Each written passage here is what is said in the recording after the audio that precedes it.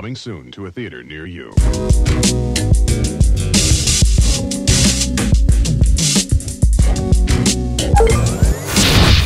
Yo, yo, yo, it is episode 19 of the Real Ones podcast with myself, Mr. Marin, and my main man, RB3. What's going on, my brother? What's going on? Nothing much, man. Not much. Been a good week. Oh, yeah, same here. We had the Black History Month brunch that we had. Did, that was dope out in Calabasas. You know, it was my first time. Well, now that I thought about it, I went home. It's not my first time in Calabasas, but it was an interesting experience. A lot of Trump shit going on. There was a lot of Trump. The Confederate flag. Somebody had the little Dukes of Hazzard car. It was like the orange Charger. That was weird. It kind of made me feel, I don't know, because, I don't know. That kind of made me feel weird. But it was cool. Yeah, every year, me and my homies, we just do that little brunch to just celebrate each other as black men, and as black people, you know what I mean? It was not just male exclusive. It was just mostly the guys that show up, though. But it's a good time, though, man. We always try to uplift each other a little bit, Absolutely. I feel like black people, we got to gather a little bit more. Yes, you know what I mean? Yes. Brothers get together, man. I know everybody's schedules be kind of crazy, but it's just like, find a day, link with your bros. If you want to bring the ladies out, you might want to really link with your bros. Brothers, we need to stick together. We need to talk to each other more often. Big facts. So that was a good little thing to do. I got to step out, meet some new people. LA is still weird to me. So they were cracking up at your vodka story, man. We gotta tell that one day on the pod. It gotta be today. It might be another pod. We have to tell that. It ain't damn sure ain't no film pod. But nah, man. It was good to really get out and chill with some folks. You know what I'm saying? Mm-hmm. But episode 19. We actually have a live audience today. Shout out to the live audience. You know what I'm saying? Mm-hmm. Shout out to the live audience. You hear them clapping. Yeah. Shout out to our live audience member, Aloe. Shout out to Aloe. This is Aloe's first time on the pod. Aloe, what up? What up? What's good? I'm out here in Compton. This is not my first time in Compton, but kind of let's call it my first time because I'm actually at somebody's crib and it's like, oh, it's really nice here. Like, hey, thank you. I rolled past Rosecrans. I was like, oh shit, I only hear about this type of stuff on hip hop songs. So I'm very happy to be here, just witnessing this greatness. You passed by that Ludus, next to that Church's Chicken. That's that Kendrick Lamar bar. That's right around the corner from here. Yeah. See, Ludus Park, Church's Chicken, Rosecrans. Like that's all right there. I'm taking a picture of that shit when we leaving, and then I'm gonna put the bar and I'm still that much of a fan and that much impressionable about Compton, so it's pretty cool to be here doing this and seeing y'all get to work. Thank you, man. Thanks for coming through, man. Yes. So now we do what we do. We talk about the movies. Anything you've been seeing lately? Anything y'all seen lately? I've been seeing me. I just be watching a bunch of stuff. Yeah. First of all, shout out Nat Geo, MLK, and X. I shouted out last episode, but by the time this comes out, the season finale will have aired on Disney Plus. So make sure y'all go ahead and watch it. Okay. I actually saw it early, and then went back on Disney Plus and actually rewatched it again because I enjoyed it that much. It's that good. Yeah, it's good, man. It's good. It gives you the real. I just stories. For me, just seeing Malcolm X not being played by Denzel always throws me off. You know what I'm saying? Whether it's Joe Morton, Mario Van Peebles, and Ali, it's just like even Kingsley Ben-Adir and One Night in Miami, which we'll be talking about Kingsley soon. But but it's really good show, y'all. And I got interviews with Gina Prince Bythewood, who we'll be talking about, today's episode, Love and Basketball. Got interviews of her coming out related to the show. So great stuff overall. Also on Disney Plus, Jessica Jones season. I've been Jessica Jones season 2, but Jessica Jones overall, I told you I was doing Daredevil last week. Now I'm finishing up Jessica Jones. Next week's gonna be Luke Cage, hopefully. Shout out to my boy, Brother Dante, out in the Bronx. Brother Dante, that's my man, 50 grand. He's actually in Jessica Jones. He's in the episode. Really? I want to say, I don't know how many black people's on that show. But it's a younger black dude. Yeah. And I want to say he had a fade around that time. So I don't know. I feel like it was an episode. It was in a flower house or something like that. Yeah, okay. I know exactly that's which my episode. Man. That's my man's Dante. He was with Luke Cage. Luke Cage and Jessica Jones is he must have been the kid they were trying to save or whatever. There you go. Yeah. Okay. So shout out to my son Dante. He's in the episode. You know what I'm saying? Nice. Aloe, anything you've been watching lately? Well, not much, but yeah. So, Raising Kanan season finale recently happened, and It's a really good show. So I know you into the whole Powerverse. You into all that bullshit. I actually wasn't like, you know, when Power was coming out, I was doing the most. I was all over the place. Too much of going when Power was coming out. But now that I'm here in LA, you know, I got a little downtime and things like that. And Raising Kanan premiered when I first moved out here. So I'm like, all right, let me just give it a watch. And I watched it simply because it was a prequel. So I was like, all right, I don't have to watch OG Power to like get into this. So I got into it and was like, yo, it's really fucking good. Like this last season too, cliffhanger. I'm not even gonna spoil it or nothing, but crazy cliffhanger and shit. But I mean, it has been like 3 weeks since this shit happened. Like y'all should have watched it by now. Twitter probably ruined it. But anyway, though, they did a callback. It's a really good show. It's so good of a show. It makes you want to. That's what made me actually watch the OG Power, because of how like Raising Kanan was. So I've been enjoying myself watching that.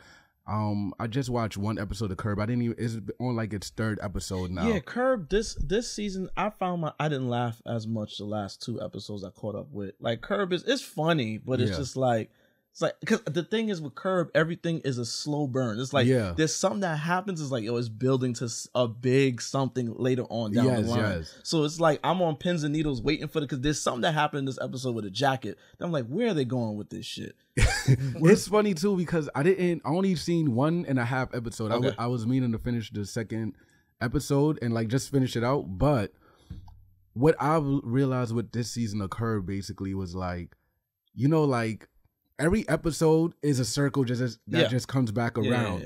And then it revolves in a bigger circle for the whole season. So it's not clear what the circle is yet. And on the 1 episode I watched so far, I didn't really see much of a circle. It was funny with the girl with the nickname when she called him Lar. Like that was something small I picked up on. Like that's the first episode. She called him Lar, but didn't want him to call her her nickname. Yeah, whatever nickname it was. But she called him a nickname without basically asking. So that shit was funny. You watch Curb, RB? I watched some of it. Like I watched. Like, I caught on to Curb during the lockdown. The lockdown, I had shit else to do, so I was like, let me see what this Curb is about. And I'm so tight because it was always a show that I was like, whenever something I was watching came off and that was coming, I was like, what's this white people ass show? Yeah, like that's how that was my exposure to that was how it was when I was younger. But now that I'm older, that shit is hilarious. You know what I'm saying? It's the last season, right? Yeah, this is like their final season. But I knew Curb because I was a Seinfeld fan simply because I didn't have cable growing up. Oh, so you're one of those. Yeah, so I was watching Seinfeld at 7:30 on Fox 5 right after The Simpsons. Then I would watch it at night. Let me ask you a question. PM. What's better, Seinfeld or Martin? Oh. You can't compare that now. I know, I know, but there's Negroes that will like they will shit on Martin to be like, yo, nah. Those are seriously. Those are 2 totally different shows. It's like acting like, yo, what's your favorite kid, and you got a boy and a girl. Yeah, it's like. Speaking of which, Martin is about to be on Netflix at the end of March. Oh, fire! It's cool, but it's gonna be annoying because now too many eyes is on it. We in the new climate. I just rewatched Martin for the first time. Really? Or watched Martin for the first time a couple years ago. This is the first. Oh, a couple years ago, you watched it for the first time. Yeah. Oh, I love Martin. I grew up on that shit. I was watching it in real time. That's my shit. Word. Yeah, no, it was funny, man. Hilarious. It's so funny too because it really does feel like you're talking about a different. I never seen Seinfeld, but like the first season of Martin in particular was just like basically them doing like a stage play, right? Like they barely left the apartment, but they'll be doing these like long rants and like. There's one part I think like somebody like was like there's something about a couch, man. I don't remember what it is, but that mug had me on the floor. It was the first season, and I mean it did.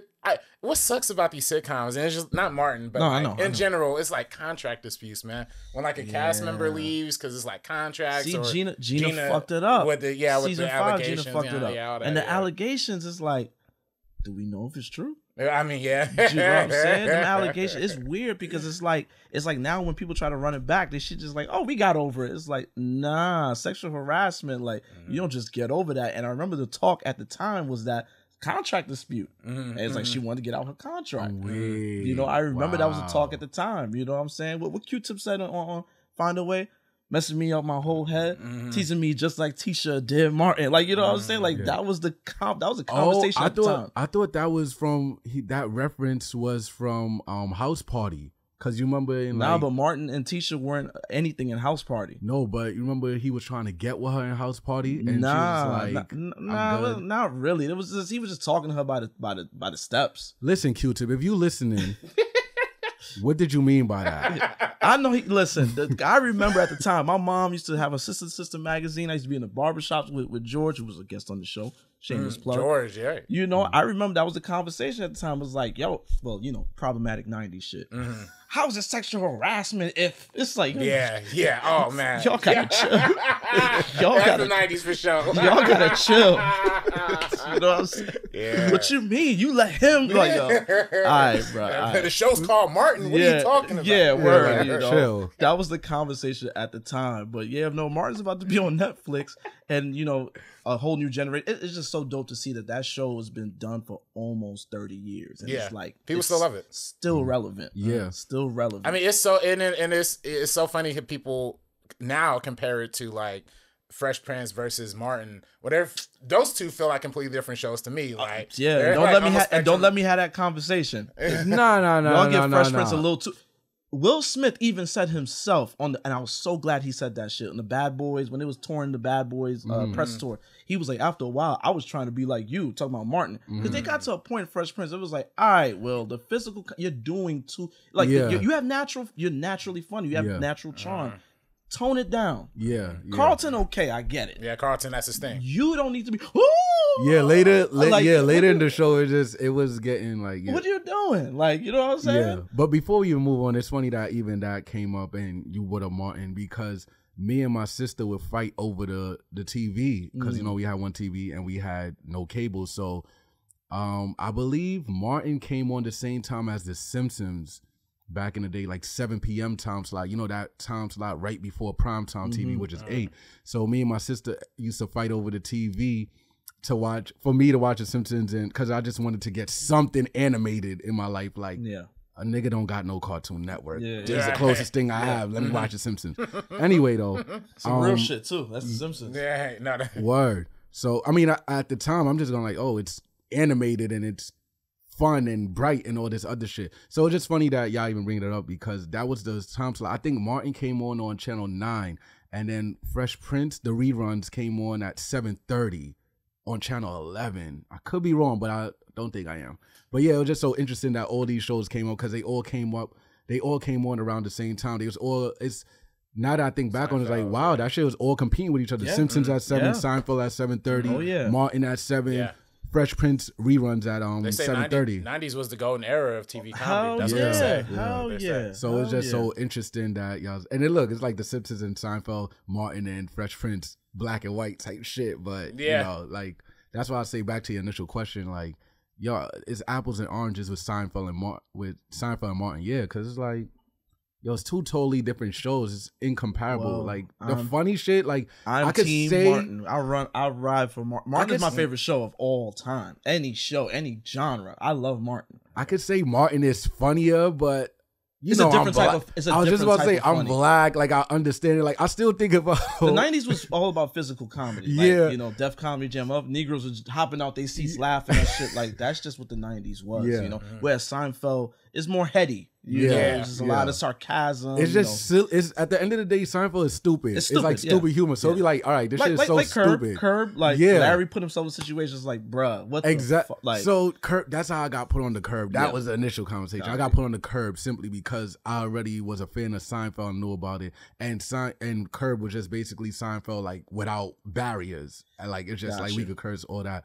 But I just want to give an honorable mention that something I'm still laughing at is Pam when she met Biggie, how she's like, oh yeah, like Lois Key. They had some big artists. They had big artists right before they blew up on Martin. A lot of times. But remember, that was the thing back in the day on these shows. When you was on your ascension, you have to stop by the hottest show, and do a little guest appearance thing. You know, when you walk in the room, hey guys, and they say, like a good 5 minutes before you get a line out, they just stand there awkwardly by the door waiting for motherfuckers to stop screaming, like ready for people to calm the fuck down. But motherfuckers is barking in the audience and shit. Like, how do you get so excited At what point do you get so excited you say, fuck it, I'm gonna start barking? That was some fucking Apollo shit. That's Arsenio. That all starts with Arsenio Hall. Another real one, Arsenio Hall. Shout out to Arsenio. But man, that reminds me of like when I saw Spider-Man No Way Home and Daredevil came on screen. Oh my, yo, the Chinese theater was stupid. I didn't even hear what he said. Yeah, we went to go there. Yeah, I ain't hear what what he say. Same here. Literally same here. Like what? What? Literally the whole crowd. I said that to a dude. He literally starts standing up. Like, like all right, calm down. Daredevil was not that good. Don't get me wrong. I ain't really watch it, but no. Daredevil was valid. But I'm gonna argue on that. We got time to talk about that. Yeah, Daredevil was fire. We could talk about that. Spider-Man was I would say like but no. I hear you though. No, you got it. I ain't watch it. You got it. No. But no. I do hear you on the fact of like, yeah, he was only a side character. He was not a side character, but he's a TV show showing up into the movie. Like, why was this Tobey Maguire? Yeah, I get it. It's like it's fucking Toby. It's the OG up in this bitch. Right. I get it. But like Daredevil is not him. Yeah, no. Cut it out. I get that. It was fun, hey, man. Yeah, that's some funny stuff, man. But you talk about y'all era TV, like watching Simpsons. Yes. For me, the competition was always like, it wasn't competition like in terms of time slots, but you're talking about Simpsons coming on, and then right after, all this. Like for me, it was Simpsons and then Family Guy were like the two. Like the little Fox had that little like Family Guy when it was on Fox, it used to be really good. You said it. Animation domination on Sundays. Yeah, on Sundays. I think King of the Hill was a part of that also. King of the Hill, that's right. Even when they got syndicated, I remember I used to watch that in Futurama during the week. I used to love Futurama. Did you see that TED joint that Seth MacFarlane just put out on Peacock? No, I didn't see it. It's all right. It's okay. I mean, I didn't see the movies. People from Boston are hyping it up. Like, I'm good on Boston. I'm good on them. Only thing I could say for Boston is shout out to Vance and Leathers. But anyway. Dead ass. I don't even know what I can say about Boston. Converse's is uncomfortable. Celtics is ugly. Yo, Converse is a Boston company? Yeah, they're based in Boston. That makes so much sense. Yeah, they're based in Boston. Shout out to Larry Bird. I'll say that. Larry Bird he's nice. But before we already kind of got off topic, whatever. But to bring it back, when you was talking about Biggie on Martin, and then like you was talking about the ascension of like the Black Stars and Stop by the Hottest Show and all that stuff.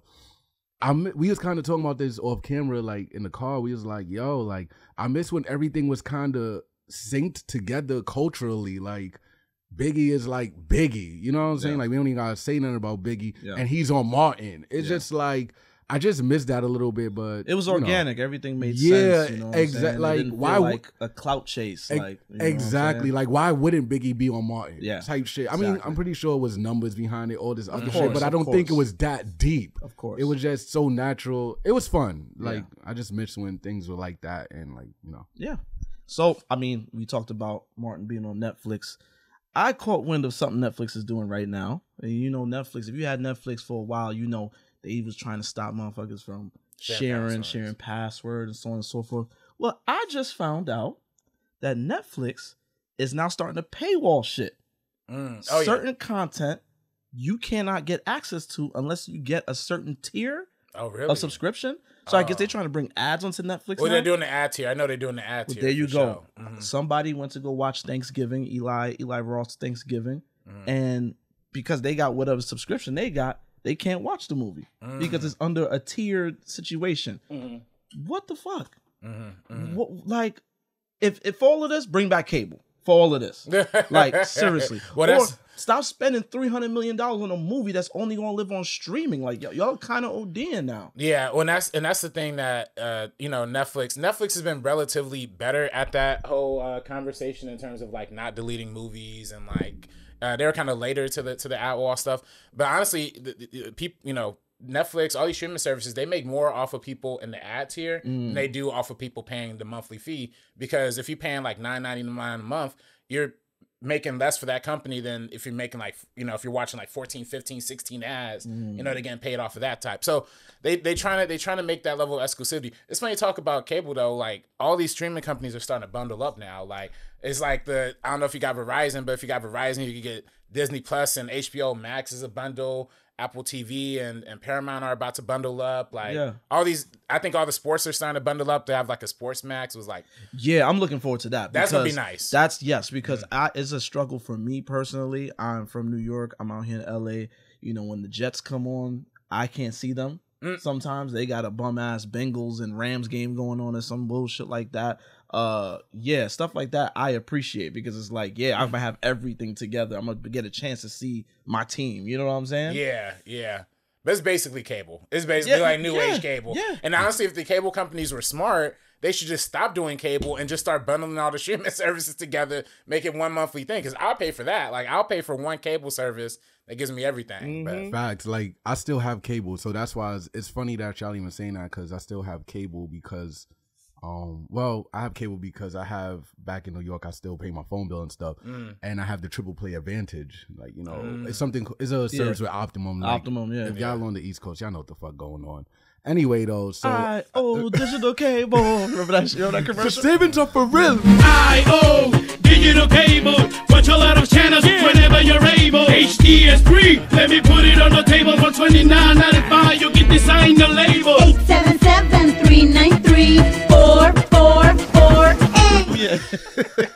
That's when they was marketing to the Hispanics and all the Puerto Ricans in the Bronx. I was living in the Bronx. They was running that shit to death. Yeah, 555 They was on the beach. What's that dude name who did it? I don't fucking know. Go ahead, say what you gotta say. But it's funny because I was talking about Raising Cane and all that. I had got Stars for free because I was threatening them because I'm like, all the streaming services I do have, I'm like, yo, I don't really need the cable branch of it. So like, I'm good. Like, just give me the phone, whatever. They're like, oh no, we'll give you Stars and this and that for free. And then I only bring it up just to say, like, I forget that these companies still own streaming. I think I learned that they own Paramount. Like, Viacom. IO Optimum owns or they have some type of partnership with Viacom definitely owns, you know what I'm saying? Oh, so that they probably makes have sense. A partnership type situation. Because I got Paramount Plus also for free, whatever, just because of the whole situation. So I just say that, like, you're right, like, why not just, like, we might as well go back to cable. Listen, like, cable is sitting back. What Thanos said? You know, you couldn't live with your own failure. Right. That bring you back to me. Well, yeah. Right? Cable. Cable's failing. And then it's funny. Cable is failing, but then also, like, the streaming services are failing. Yeah. None of them are profitable. And to the point of, like, Paramount might not even exist as a studio in the next year. Like, that's crazy. It's like, that's one of the first OG Big Six studios. And it might not exist. And then, you know what's, but I ain't gonna let Paramount off the hook because they could have sold Tyler Perry BET for $2 billion. They wanted $3 billion, and they're being greedy. I will say this: maybe it was a good thing Tyler didn't have BET. Have you seen BET Plus lately? That shit is Medea Plus. Well, all right, it's just mad Medea content. Nah, tell me what's on it because I have no idea. I didn't even know that was a thing. It's too much. It's too much. It was like I remember when BET Plus came out. That was the only place that had Martin for a little bit. Yeah. Now I have Martin on DVD, but you know I was being lazy. They didn't want to plug up. You know, they didn't want to plug up the Xbox or whatever and throw on the DVD. So I said, let me watch it on BET Plus. They had the edited episodes of Martin, which was annoying as fuck. Because Martin used to be on HBO, right? No. Wasn't it? No, HBO is one of the producers. Oh, okay. Because I remember Martin at the end of Martin, Fox. Remember the HBO? Yeah, no, but the Martin is Fox. That's Fox all the way. But when Fox went black. Yeah, well, they started off black. Yeah. They were built on black, like America built on black bodies. But go ahead. Anyway, you know, BT Plus, they had Martin on there. I tried to watch it, and I remember I had to sift through so much. Medea. Mama, who's gonna pay the rent today? The play. Tyler Perry. Well, they always run it on BET. Like, they always run Martin on BET. But that show Sisters is on BET, right? Isn't that like really popular and really good? It's Tyler Perry. I'm only acting because I feel like I don't pay attention to that realm, and when you're not paying attention to the realm, but you still hear about it outside of it, it's really popular. You know what I'm saying? Because I heard about the sister shit, but it's not good though. I mean, I don't know. None of his shit is good, bro. I'm fucking weak. I will say, shout out. I know we kind of clowned my homegirls film last time. We talked about. We didn't clown. We're not clowning it, but we gave an honest review of my homegirls. I forgot what it. You forgot the name of it. That's crazy, homegirl. But RB forgot the name of your film, dog. But She got a new film on BET Plus called Kimba right now. What's my homegirl's name? It's called Kimba, like Kimba Walker? Yeah, basically. It's called Kimba. It premiered at the Pan African Film Festival. Okay. And it's on BET Plus right now. So the last movie, I can't remember her name. I can't remember the last time we talked about her movie, but whatever. It was early. That was early. Listen, that was an early episode. Listen, with that being said, we should all give it a shot, because that's one thing I was looking at the other day. A lot of black people need to give black art absolutely grace, especially that's like facts. on the first joint. But if this it is don't what hit, like we got to keep supporting. This is what our platform is built on. We always give everything a shot, but we also honest about it. No, of course. Like, let's not. And then this is no shot to an old girl, but of course, just because you black don't mean that I'm gonna be behind your shit 100%. We still should give her grace after absolutely. You know, of course. Of course, we don't shit. We not shitting on her. I ain't saying y'all, but nah. And I ain't even trying to start no discourse here, especially in Black History Month, because I know how you kind of feel about it. But I'm just gonna bring it up because it's relevant. No, but like with Hype Williams and Belly, we didn't give him grace to the point he didn't do nothing else. Well, Hype Williams had a great career, like music. But why we didn't give him grace to get because into that wasn't a good movie. So keep it moving. Make your videos. Wasn't a good movie. That's actually so funny that you bring that up, because I just bought a Belly Blu-ray that we're gonna give away hopefully soon. When we're gonna do a rapper. Hey, if y'all want that, you know what I mean. Nah, you gotta stop, because that shit is a classic. I don't gotta. No, that shit is a classic. Classic is crazy. It is. Let's keep it moving though. Or I'll say at least culturally. Belly's one of the best shot black movies. Oh yes, of all time. Cinematography. Malik Hassan Saeed, shout out to you. You are the guy. Hype Williams, shout out to you. It just wasn't a good movie. All right, but we didn't give him enough grades, and that shit got killed with criticism, and he didn't make another movie. All right, I wouldn't want to see where Hype Williams' career went. Look, we recently watched you and I watched The Book of Clarence. Yeah, great film. And what was the first movie The Harder They Fall. I think that was the first joint, also right? Great. The Harder They Fall is alright, but you know, grace was given, and he made a better film, and now I can't wait to see what they do with the next film they make. You know what I mean? Just saying. Hype Williams has a great career. He's all right. He didn't need to be in cinemas. Nah, you can't say shit like what that. You mean I can't say shit like that? He did not. He that's does like not, going like Michael Jordan didn't need to be in baseball. Now you take it to the extreme. I'm saying he did not need to be in cinemas. His homegirl, her thing, Kelly Cali, by the way. Kelly Cali. Her whole thing is about putting films out. That's her thing. So yeah, give her great. He had a whole lucrative career. Like he's doing videos. Like, and arguably he's probably making more money doing that shit. Yeah. This is back when videos was videos. Understandable. So I'm not saying let's bar him from the theaters. I'm saying he didn't need to be there. Like, he doesn't need to be there. So our criticism or the criticism of the film is not stopping his train.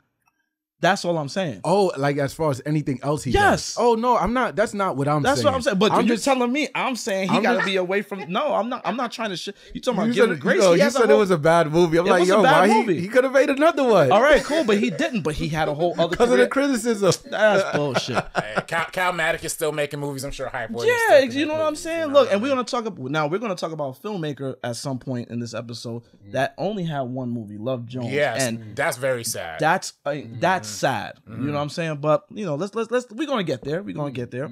Hype, make another movie. Hype. I hope your health is good, my brother. That's all. Now, you know, we all like Marvel. You know, we talked about Marvel a little bit. Madame Web.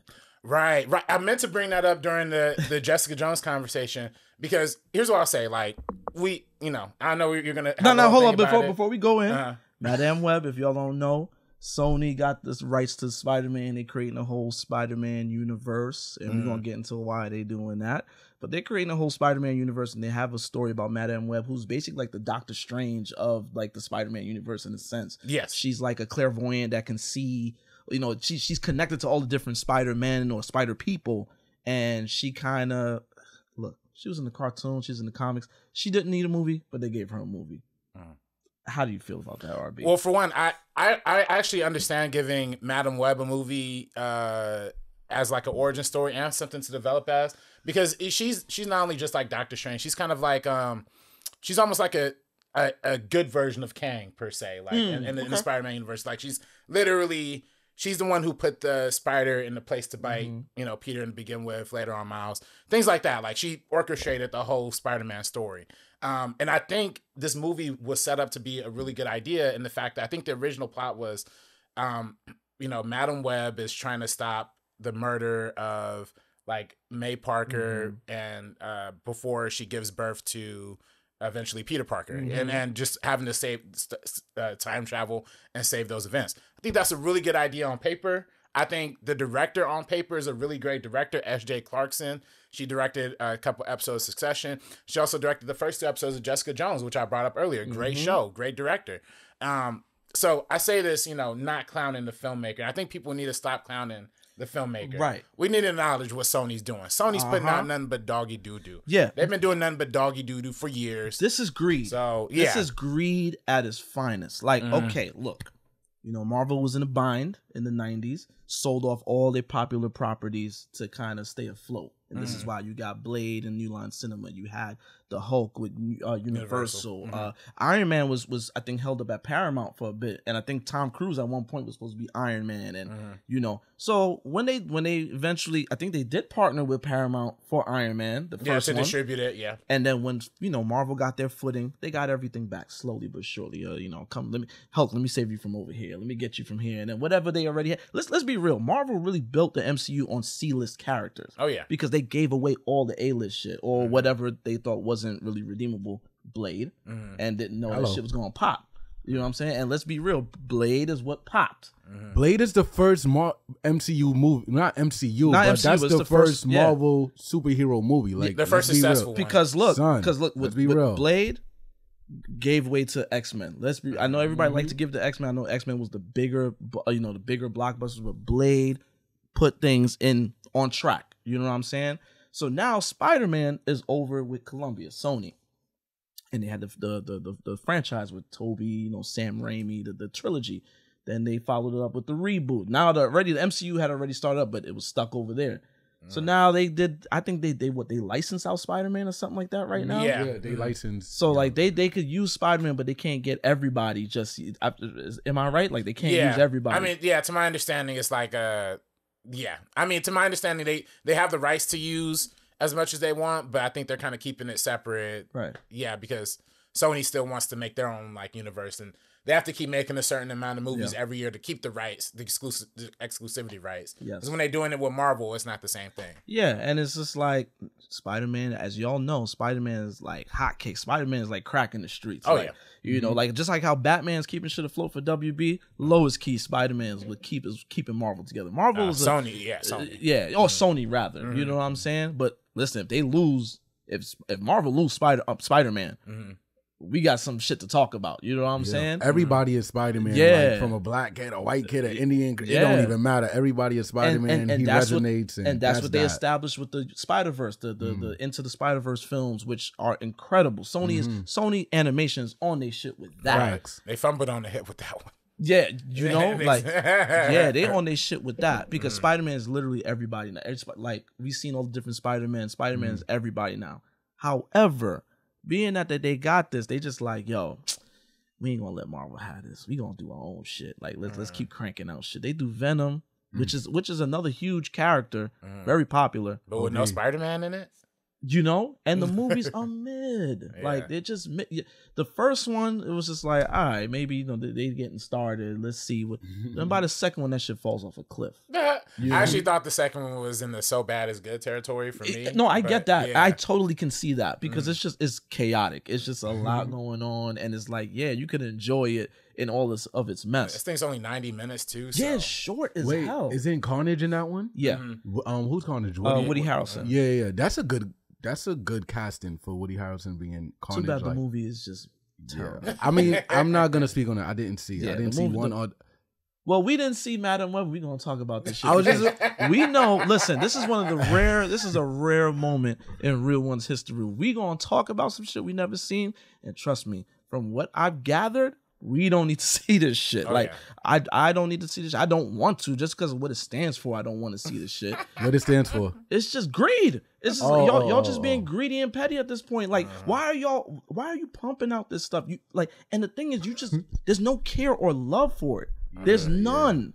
There's none, and it's just like, yo, let's just pump these things out. Well, Craven, let's get a Craven movie out. Fast track it. Like, you had Bad Bunny was gonna be El Muerto, and then he only appeared in 2 Spider-Man comic books y'all, ever. Y'all reaching. Then Donald Glover, they want him to be like some disco something. That wasn't it Donald Glover. Something that they was gonna try to push through. It's like, what are y'all doing? Y'all being greedy. I mean, for a minute they had that Spike Lee Spider-Man movie. Oh yeah, the Nightcrawler or something like that. Something like that. Yeah, like that was happening. That was actually happening for a while. And then I think Black Panthers would fast track that one, just because black people come to the movies to see superheroes. Well, let's get a Negro in a cape right now, right? You know, but it's just like it's greedy now, and then Matt Sazama, he wrote this film.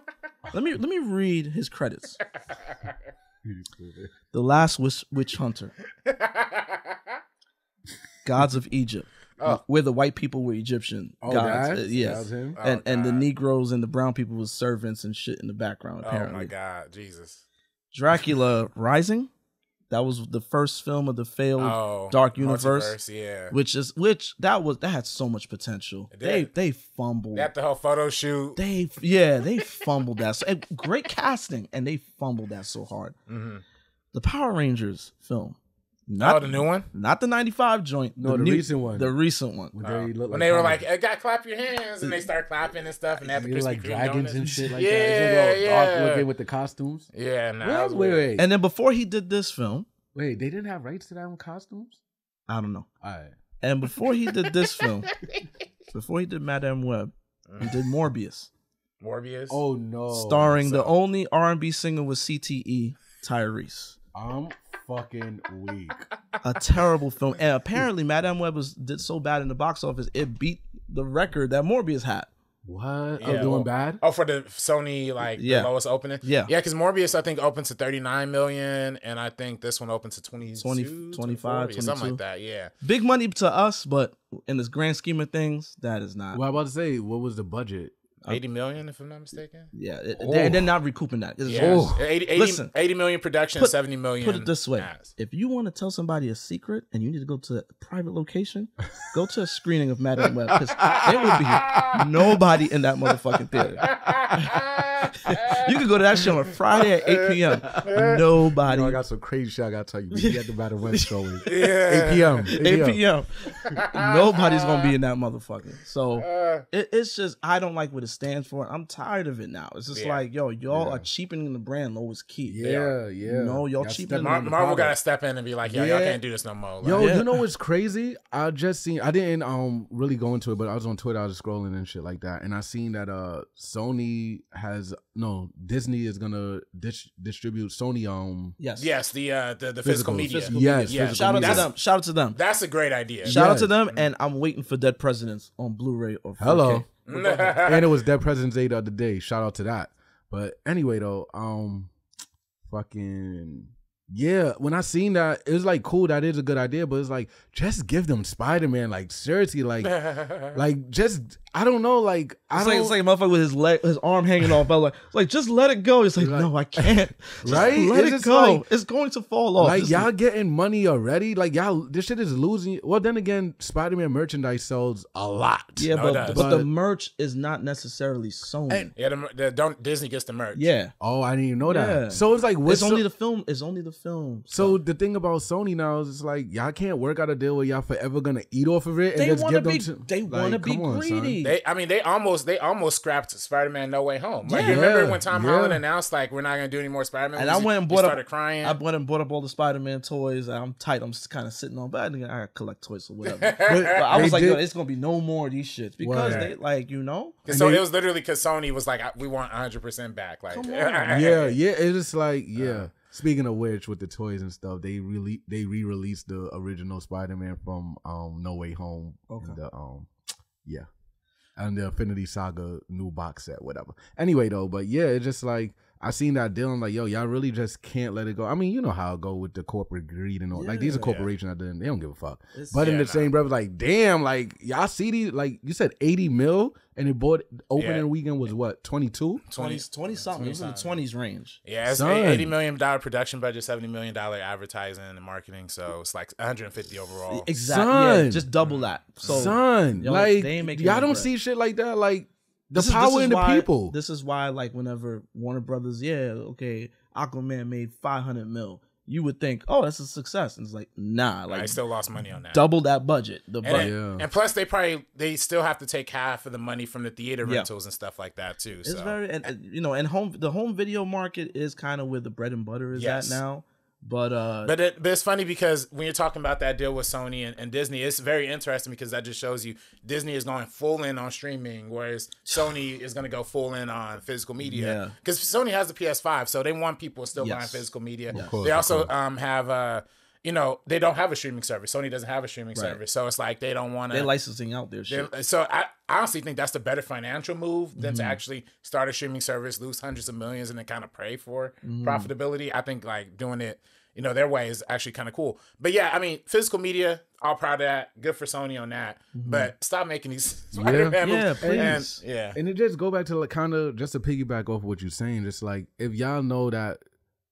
Y'all still not that their bread and butter is physical media, but y'all still want to continue this. Nowadays, the only physical media that sells is good physical media, like something that's really good. Like, yo, I want to own this shit because everything is just so fleeting. So you would think you would want to make something just like, yo, let's make something that people gonna want to buy afterwards. Like, no, like these things just come and go. With all these Sony Spider-Man, Spider-Verse movies, all that stuff, it's just disgusting. Look, listen, get Warner Brothers on the phone. Let them teach you how to burn and get rid of films and shit. Right? Because like Craven, I don't want that. This Venom 3, whatever y'all shot, I don't want that. I don't want them David Zaslav, let them know, yo, use this kerosene. Who's the Craven lead? Aaron Taylor Johnson. Yeah. Yo, where is he? He was Quicksilver in the Marvel movies, like the one. Look, David Zaslav, get on the phone. Oh, he's white? He's white. Yeah. You know they're not gonna get rid of his movie. Come on. Look, David Zaslav, let them know, yo, this is how you delete this shit, right? Get rid of this shit, right? Give him the keys, like, yo, son, yo, right? Tell him to do so. Just talk to him, please. Do what they did with that Batman shit or the Wile E. Batgirl or the Wile E. Coyote movie. And apparently Salem's Lot. Stephen King is like, yo, they shelved Salem's Lot. I don't know what's going on with that, and it's a good film. Dang. To me, that's sad. I don't want to see I don't want to see movies. Yeah, no, I want to see that come out, but it's like, come on, son, like, what y'all doing? Yeah, seriously. And wait, Rob, you said something. You said they had about a $70 million budget. I mean, $70 million marketing budget. What the fuck was that spent on? Because I've seen nothing. Like no, I've seen a bunch. But the thing is, they on ocean spray bottles, and then apparently Dakota Johnson, they asked her, like, did you see the movie? She's like, I'll see it someday. When you're a lead, it's like, yo, I'll see it whenever that shit come on TV. You said it was a check. Yeah. They treating it like a check. You have a movie with Sydney Sweeney in it. Come on. Right. And the Sydney Sweeney like rom-com that like costs nothing is about to make more money than that. I've never seen anybody talk about that. Anyone but you. I haven't seen anybody talk about that. Yeah, it's somehow I was close to 200 million worldwide. That might be Hollywood trickery, man. I'm calling Buff. Unless we really, right now we live in a Beyonce Taylor Swift world. Unless we living in two separate Americas where they're watching that film, because I've never seen anybody talk about anyone but you. Yeah, I still haven't seen it. Nope. But it's making big money. Yeah, big money. And it's a rom-com. Comedy's making money. I heard it's like a sex rom-com too. On top of that, like, it's very it's very not raunchy, because nowadays things ain't too raunchy, but it's very it plays on that. So shout out to them. Shout out to Sydney Sweeney and Madam Web. Well, I will say one more thing before you get off of this. Talking about the screenwriter, definitely bad track record for sure. But it's not always the writer's fault. I'm not gonna fully blame the writer. And I will say bad writers with bad repertoires that sometimes they create great things. Like the guy who did Last of Us and Chernobyl. You know what I mean? Great Emmy-winning writer Craig Mazin. He also did Scary Movie 3, 4, and superhero movie. And he did those back to back. Yeah. So, but you know I'm gonna go with this. Right. Where you go with? They fell upwards, man. Oh yeah. Hello. Take it. Hello. Like imagine RB. Imagine you write Soul Plane 2. Soul Plane 3, a freaking reboot of the first Soul Plane, and some other bullshit. You are going to be out of a job. Hello. You know what I'm saying? So I wanted to call it out because it's like, yo, what the fuck? He had like 8 straight duds. Like, how is he still getting a job? You know what I'm saying? And then watch with his luck, he's gonna write the next Best Picture winner or something. That's how it's gonna be. That's and how he's it gonna be goes. remembered for that for the rest of his career. That's how it that's goes. almost how it usually goes. But yo, you know, Madame Web. So that shit tanked, which we all saw that coming. Like the minute I saw that trailer, I was like, oh, this shit is going down. Like that shit was so hard to even watch the trailer. Yeah, like, no, the trailer's bad. It's like, cringe. Oh my god, the Billie Eilish music. Yeah, fucking the dialogue, everything was just cringe. But a movie that did come out this weekend, and I am pleasantly surprised by it because y'all know me, how I feel about biopics and especially music biopics. Bob Marley, One Love. Yeah. Did you get a chance to see the film? I did. I just saw it yesterday.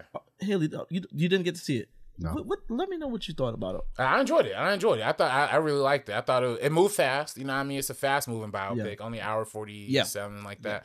I could have seen it being a little longer. I would have liked it being a little longer, honestly. But otherwise, it was good. It gave you. I didn't know anything about Bob Marley, and afterwards, I was streaming his music. So this is I was the next day I'm washing clothes and I'm listening to Exodus, the album. Yes, you know what I'm me saying? too, yeah. Like that, it really got me there, and it was so well made, and it was just. And, much like, I always critique the Whitney Houston biopic as it being like a music cash grab, which I get it. Bob Marley's in it. You got to play his music too. But I just felt like the Whitney film was just like, here's this song. It's like a jukebox. Like, here this song. Remember this song? Look at this song. Look this. And it was like no story. It was like little sprinkles of story. But it's like, yo, let's recreate this performance, that performance, this performance. This one really focused on like 3 years in his life with little flashbacks to him being a child and, the situation with his dad and stuff like that. But then little flashbacks, you know what I'm saying? But it really focused on the 3 years of his life when he was, gearing up to do this peace concert and when he recorded Exodus. Kingsley Ben-Adir, incredible. Yeah, great actor. He was so good in it. I don't see anybody else playing Bob Marley, honestly. And I mean, and another thing, what I really appreciated, which we talked about Daveed Diggs being a Caribbean adjacent lobster, right? in Little Mermaid, but the Jamaican, the presence of Jamaicans in the film, like I know. Listen, Caribbean TikTok was complaining about the movie. Really? What'd they say? They said to boycott the film because there's no Jamaican in the lead of Bob Marley. Wow. Mind you, Kingsley Ben-Adir is British Trinidadian, but he is not Jamaican. I am of West Indian descent. Let me tell you right now, they complain about everything. Nothing is good for a West Indian. You could work 24 hours and decide you want to take a 3-hour nap, and you might sleep a little bit too long for a West Indian. They will bust up in your room and complain. They complain about everything. Nothing is good for a West Indian. You can attest to this. Facts. I'm Trinidadian. You feel First me? generation. Nothing is good. No for naps. Nothing is good for them. No downtime. And mind you, you feel me? And now, mind you want to complain about they need to get a Jamaican actor. Who? Facts. Let me know who. I mean, I guess I don't know who said this or whatever, but I would assume that there's some up and coming Jamaicans in America. Who? I don't know. If you know that they got a thing of Jamaican, I mean, so that's bad. the thing too. Like, it's like that's the thing too. Like, do they need to be popular? Well, like, why, I guess this is the job I guess of they the need suit. the I guess they need the box office draw. They True. That's the thing. Like, you need. Come on, it's a business at the end of the day. You can't just not all the time you can cast the unknown in the lead. It's very rarely that you can do that, but then you got to surround them around big stars, names. You know what I'm saying? Look at Gravy in Notorious. He's around Angela Bassett. Derek Luke at the time was popping. You know what I'm saying? Who else? Not a good movie, but All Eyes on Me. Hill Harper to a lesser degree. Hill Harper was in it. Damn, who else? But see, that movie didn't do well either, and then it's a lot of unknowns in that one. And yeah. Whereas The only one that kind of got away with it was Straight Outta Compton, but that's only because Ice Cube and Dr. Dre were like super behind it. Was the marketing push behind it. And Ice Cube's son is in it, so it's like it felt very. It was like a little bit of the viral social media conversation. It was a little bit of everything, and plus NYU, excuse me, NWA is like an American story. Like we all if you love hip hop just a little bit, you know NWA story. So that was a little different. You know, not to mention the straight out of where the fuck you from shirts went that boomed after the streets. Like in Brooklyn, like straight out of Brooklyn. Like what? Stop. Like, stop. Don't. I saw people like straight out of Burbank. I was like, oh nah. I seen one like last summer. I'm like, what the fuck? Like that shit fucked my head. Like y'all still wearing these? Yeah, they're still wearing them. Oh god. Dead eyes. So it's like that marketing for you. But no, performances across the board was really well. Shout out to Ziggy Marley and Rita Marley who helped produce this. It was put together with love, and especially the focus on his Rastafari, you know, his whole thing. Like, you know, that was big. But getting back to what I was saying, you know, we talked about the fake Jamaican accents and stuff. But, you know, there was this real patois to the point where a lot of Black Americans that saw the film is like, this shit needed subtitles. Yeah. I mean, for me, I'll be real. I can understand 50% of it. Yeah. But that's how I liked it. I liked it. See, we're around West Indian Caribbean people, so I got it. Like, you know what I'm saying? And it was just the little, I don't know how to say it, the little nuances in their speech. It's like it was displayed. I think they said Kingsley Ben-Adir spent 2 years in Jamaica and really got like immersed in the culture. It was shot on location in Jamaica too, which is great because it's like, you know, you can't fake that shit in a sound stage. You know what I'm saying? So they touched on a lot of his Rastafarian roots. They kind of I got a better understanding of it through flashbacks and just him making references to it. Like, you know, listen, I came out of it just feeling that culture a little bit more. Oh, this was a real deal, you know.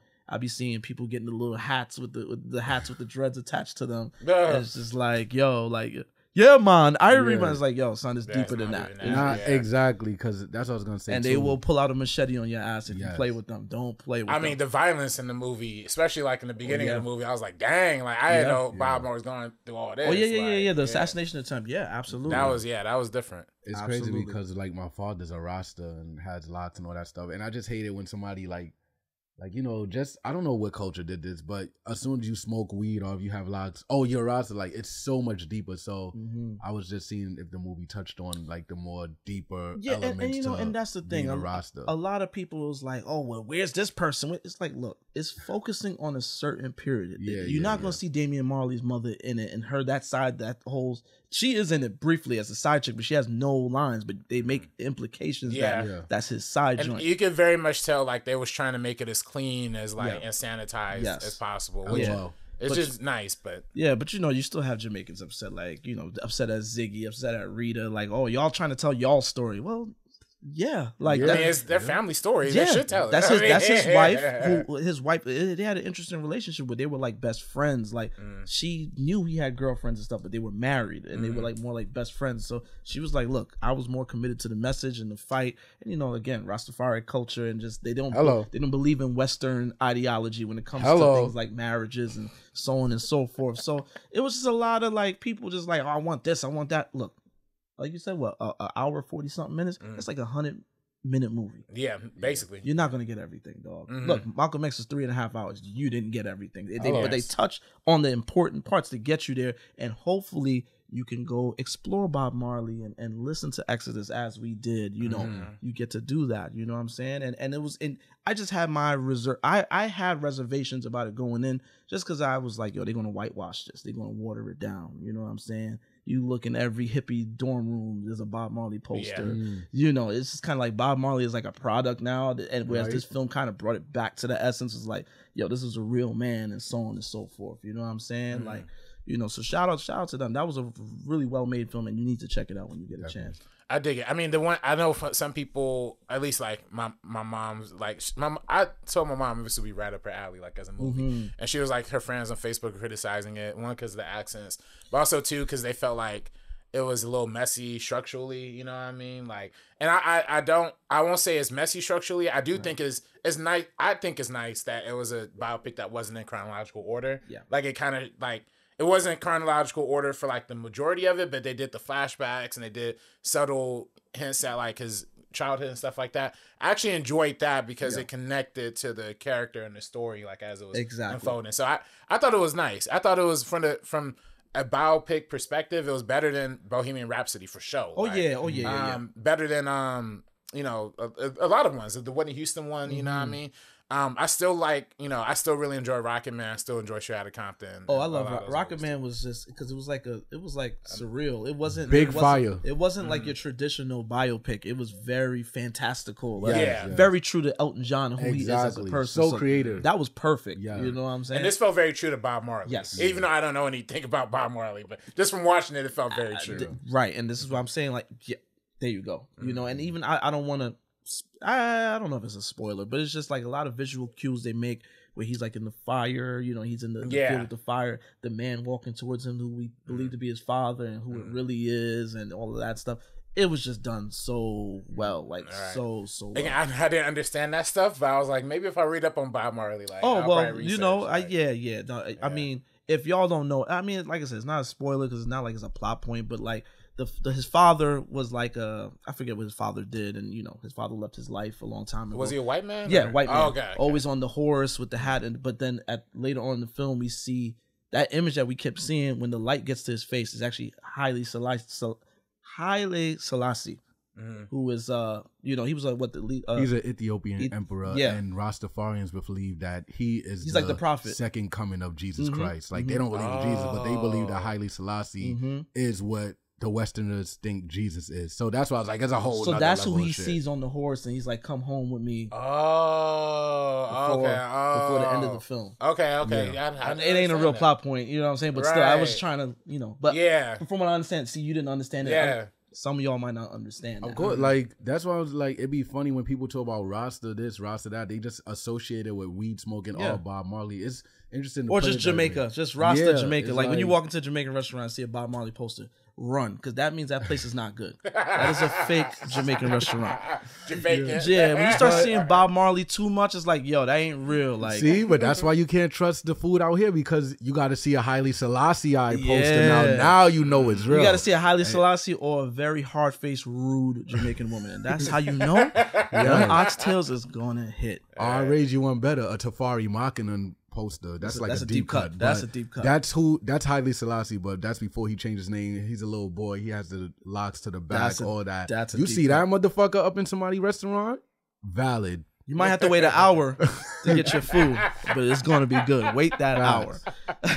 But you know, while we on the subject of, you know, One Love, we talked about Rita Marley and Bob Marley. It is February. You know, I just want to preface this with this. I didn't get to record the episode in time for Valentine's Day.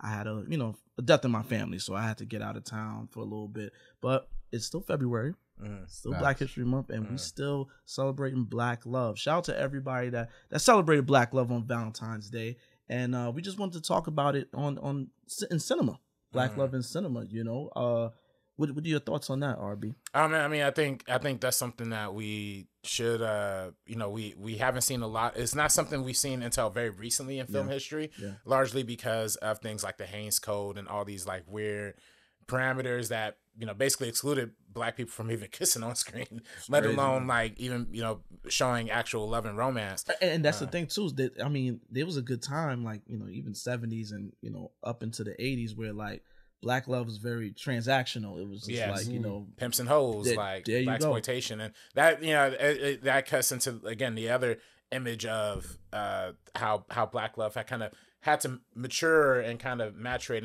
into a new image. I feel like mainly in the 90s. You know what I mean? I feel like the 90s really solidified what our perception of Black love. I would say, I mean, love, it's a form of love, physical love. But I would say She's Gotta Have It in 86 was the first little inkling of like seeing Black sexuality on screen. People in love, really enjoying each other's, you know, company, really. Right. Where it's just not like I'm the dad and, you know, you're the mom and we got these kids, and you know, or a pimp hoe, you know, kind of situation. Or, you know, like if you go back to the 1930s and 20s and stuff, you see people like Oscar Micheaux was still making like kind of love films, especially like movies like Within Our Gates and stuff. But a lot of them were very like conflict heavy, which, you know, conflict is good for cinema.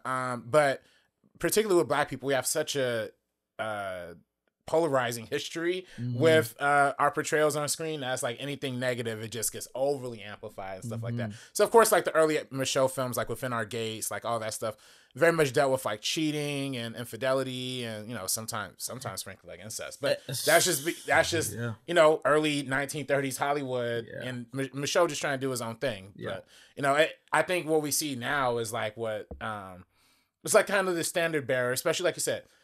She Gotta Have It was like a new kind of introduction into it. I feel like, like you said, like the 90s, like we go into it like Love and Basketball, Love Jones, all that stuff really brought in a new kind of language, I feel like, into the conversation. If you ask me, my personal top 3 in the pantheon, you know, top 3 examples of black love in film is, I start with Boomerang, Love Jones, and Love and Basketball. I'm not, you know, I'm gonna be real with you. I ain't a romantical dude. I'm not a romance kind of guy, you know. Especially with a lot of these romance, like, see, like I can't relate to shit like Titanic. That Jack and Rose type of love, I can't relate to shit like that. The Notebook, I had an ex that forced me to watch The Notebook, and I wanted to gouge my eyes out halfway through the movie. I don't like sappy shit like that, but those films I think are the most grounded, and it's like, yo, this is real love, you know what I'm saying? Like in all of its imperfections, you know what I'm saying? Like I look at Boomerang, you got Marcus Graham, who is a player. You know what I'm saying? The whole thing with that film is that the player gets played. You know what I'm saying? He's out here macking until he meets his match. But then the film turns into a love story somewhere around like the middle of the film. You thinking one character is going one way. You know, this is Boomerang with Eddie Murphy, for those that don't know. Great film, great cast. Eddie Murphy, Robin Givens, Halle Berry, David Allen Greer, Martin Lawrence, Chris Rock, John Witherspoon. Who else? Grace Jones. Yeah, directed by Reginald Hudlin. Reginald Hudlin, who was coming off of House Party. And right before he did Bebe's Kids. So, you know, that film, you know, it's going one way. It's your typical Eddie Murphy comedy, raunchy comedy or whatever. Eddie Murphy being the wise guy or whatever. Like he has, like he's been since 48 Hours, Beverly Hills Cop. But then somewhere in the film, he and Halle Berry get something going, and then it becomes a love story. You know what I'm saying? Imperfections and all. You know, he's still dealing with, you know, Robin Givens and you know, what was very lusty turned into something for him, and she was just like, oh, I'm over it. Like, you know what I'm saying? I got what I wanted. And it turned into a love story to where at the end the guy gets the girl again and all that stuff. And I love stuff like that. You know what I'm saying? I don't like this overly sappy shit. I just like the real shit where it's just like, yo, that really do be happening. Yeah, you know what I'm saying? I feel that. I mean, yeah, it's funny because I mean, I like all kinds of romance movies. I mean, I don't know if like is the right word. I was raised on them because I was raised on with my mom, so like she will always watch like all those movies. Like for you mentioned Love and Basketball. Love and Basketball is literally like my mom's favorite movie of all time. That's such is. So, yo, yeah. I ran that back in preparation for this episode, and I knew it was good, but that is such a good movie. It's such a well-made movie. Yeah. Do you know what I'm saying? Like, was that Gina Prince's first film? Yeah, Gina Prince Bythewood's first film. It's actually premiered. It wasn't the first premiere. It was one of the first big premieres at the Pan African Film Festival when it came out too. And then because the Pan African was maybe like 5 years deep or something like that. And yeah, it was hugely influential for her career, but also just for the careers of a lot of people. I think it even ended up getting nominated for an Independent Spirit Award. Yeah. So yeah, it's a sensible. It came out a little later, 2000. But yeah, it's, you know, the portrayal of romance in it is very earnest and real, like you were mentioning about Boomerang as well. But it's also, I think it does a really good perspective in the dual split of it too, right? Like, whereas I feel like Boomerang, it's funny because like a lot of movies like Boomerang or like Love Jones, kind of more of a male perspective, and then you got other movies that are like more women perspective, like How Stella Got Her Groove Back and some other ones. But then I think Love and Basketball is like a perfect like co-inhabitants where you get both side stories pretty equally. I could say that for Love Jones too, though. Yeah, you can say that for Love Jones. Love Jones, I mean, you get the Lorenz Tate character, Neil, Darius and Nina, and like you're getting, especially like the scene where they first have sex, and it's like they got to talk about their first date to their friends, and you're literally getting like they kind of like they have similar feelings about this. Like, okay. One, they're both fronting about how they feel about the situation. You know how that shit goes. It's just like, oh, I'm just hitting, nothing going on, man. I'm just clapping, you know what I'm saying? You fronting for your boys, but really you got feelings for the joint. Same thing with her. She's just like, oh girl, like it's just this and that. And they're like, oh, like, because women love to play. Men like to play too cool with their boys. Women like to play, oh, like, this is me. This is what I do. This is whatever. He thirsty. Yeah, he thirsty. This is me. This is whatever. And she's talking about it with her friend. And it's like you kind of seeing both sides of it. Even when the conflict starts to happen, you're just like, you could like, you ever watch a movie like that with a woman and it's like you talking to the screen for Darius and she's like, no, well, you know, she's talking to the screen for Nina. And I found that happens a lot in Love Jones. You know what I'm saying? Yeah. Well, yeah, Love Jones is I feel like that's a very perfect example of like complicated characters trying to like overcomplicate like relationships or overcomplicate love kind of situation. Oh, and please, Nina gets advice on how to deal with men the whole movie from her friend who never has a man throughout the movie. Yeah. Hello. Like, why is that a situation? Ladies, stop taking it. If she don't got a man, don't worry about what she's saying. You do what you gotta do. Because it was the scene in the film where, you know, she's getting ready to go. First of all, her ex-man comes back in her life. And she's just like, oh, he came back around, blah, blah, blah, blah, blah, blah. He wants me to come to New York to kind of, you know, see what's up. And her friend who ain't got no man is like, well, tell Darius. And if he goes crazy, stay back, you know. But if he just act like it's too cool, leave his ass. Mind you, she's acting like, you know, this situation I got with him is nothing. She's playing it off like, oh, this ain't nothing. We just boning. We just having fun. But then now it's like, oh, if he don't go crazy to keep you around, just leave his ass. You know what I'm saying? It's just very disposable. Well, that's always one thing about the movie that kind of like confused me a little bit. Yeah. You know what I mean? When I actually saw it recently on, you know, they'd be having like those like rooftop cinema showings. I heard it was on a rooftop cinema recently. Yeah. For Valentine's Day, right? It was like last year. It was like last year. But okay. Yeah, at least I saw it last year. I think they did it again this year. They probably did it again. They had a couple of joints like for Valentine's Day. They had Love and Basketball too, like, you know. Yeah.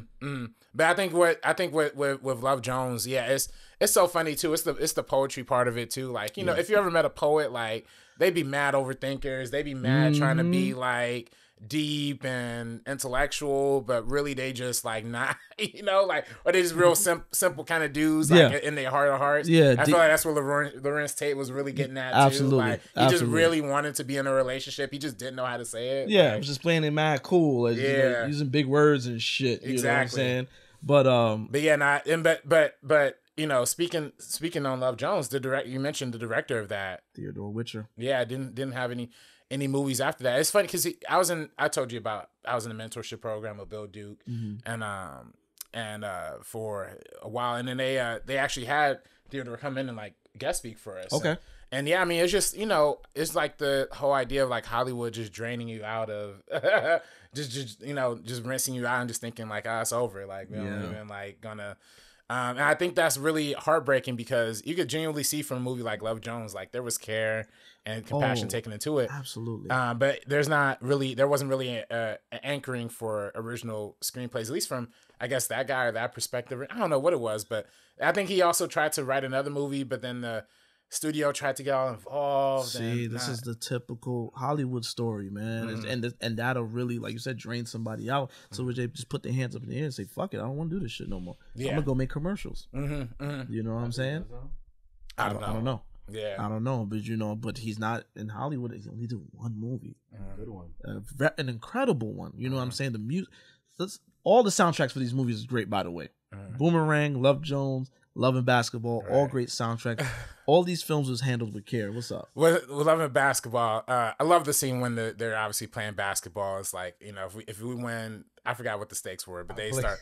They score, you strip. Exactly. That scene? Yeah, and then it's like they play like Why Woman's Work from Maxwell. Oh no, that's the last time. That's the last scene. That's when he took a virginity. No. For the prom. No, that was like later. What song they played when it was the no. prom? Yes, and he took a V. This woman's work was when they had sex. And he was touching her mad soft. Yeah. Oh, that was okay. Which that scene is funny. You ever seen when they're taking off their clothes and they sitting on the bed? And he kind of looks. He kind of sees her breast. He's just like, oh. He pulls down his pants. She look at it. She's like, oh shit. He's just looking up like, yeah, this is deep. It's that deep. You know what I'm saying? But no, that scene when they was playing ball to the Michelle Michelle Nocello song. I forget, Tell Me Why or something like that. She ain't slick. That man's about to get married. You waited all this time, 2 weeks before the freaking wedding, to tell him something, and then you know he got a bad ACL. Now you want to play him for his heart, right? You think you slick, right? So now I thought she was slick with that one. Now you know that man's on one leg. Now you want to play him for his heart, and then he beat you. But then his dumbass, let's double or nothing. Like, bro, just go get married to Tyra, man. He wanted to be with her. He wanted to be with her, though. Like, she wasting your time now. But I do like that though too. Like, I love a good coming of age story, of course. And not only that, like, look at the immaturity of it. Like, oh, let me play for, like, we playing for sex, and it's like, yo, I'm playing for love now. I'm playing for your heart. Like, yeah, no, it was that was just like, yeah. But that's what's also different about Love and Basketball compared to the other romance movies, whereas a lot of them are like guys in their mid-20s or like early 30s meeting women for the first time. Like, this is one of them generational kind of stories. Which I fuck with. I fuck with that because it's kind of go back to what Ms. Marin was saying earlier, was like, yo, like, this is real. This is like as real as it gets. Like, you fuck with people, you fall out with them, you fuck, like, you know how it go. They say, like, you know, if it's real, they come back around. You mess with them, you fall out, you come back, you fall out, whatever. Like, this is just real. Like, what I like about Love and Basketball, that's just that story, just the reality of it. Like, a lot of us were, especially when you just think about Disney movies, what a lot of us was raised on, like, it's just like some fairy tale shit. It was like, oh no, you're gonna find the prince. I hate he's that. gonna, like, this is not real life. Like, and I don't want to go too up top, but we already black. We already got mad different trauma that we don't even deal. Like, we got trauma that we didn't even ask for. Like, whether it be in our family, whether it just be cultural. Shit don't ever be a fairy tale. Long story short, shit don't ever be a fairy tale. So that's why I never gravitate towards things that just wrapped with the perfect little bow. Like, like, so you didn't like Top 5? Chris Rock. Yeah. I liked it. That felt very fairy tale-y to me, though. I liked it, but it's not something that I could say I identify with completely. You know what I'm saying? It's cool. Yeah. It's cool. I mean, that just, you made me think about that. When literally at the end, she, like, leaves them, Rosario Dawson leaves her the little, like, glass slipper and is like, come find me type shit. You know what I mean? So I'm like, all right. This is like, see, like, shit like The Photograph, I don't remember a thing from that film. The Photograph, that one, I don't want to say that's like a fairy tale per se. Like, they do struggle a little bit in that. A little, but it's still very, I don't know. We go back to Grace, and that, who wrote that? No, Issa Rae. She stars in it. She stars in it, yeah. Lakeith Stanfield. But who wrote it? I gotta look that up. We gotta look it up. Yeah, I mean, I actually enjoyed that film. But time out. Stop with this give him grace shit. We are listen. Like, art is to be critiqued. Of course. So that's it. So stop with the safety net. You don't need a safety net for everybody. Art is to be critiqued. I'm just saying. I don't remember much about the film. The film was forgettable. It's a forgettable film. Oh, man. You are entitled to your opinion. I'm not saying like, oh, it's just some black art, so criticize it a different way. No, give it. But I'm just saying, just be. All right, but I'm telling you, it was a forget. That's all I'm saying. So for me, it wasn't. It didn't go there for me. Would you like to see Issa starring like in a romance film again? Yeah, I would. No, because she's, first of all, she's beautiful, and I do like her personality, her charisma on screen. You know, her and Lakeith actually match up kind of well on paper. That's funny. On paper, they do. On paper, yeah. In that movie. Listen, I'm gonna tell you. I'm gonna keep it. Listen, I play sport. You know, I mean, I watch sports. Used to play, so I watch them.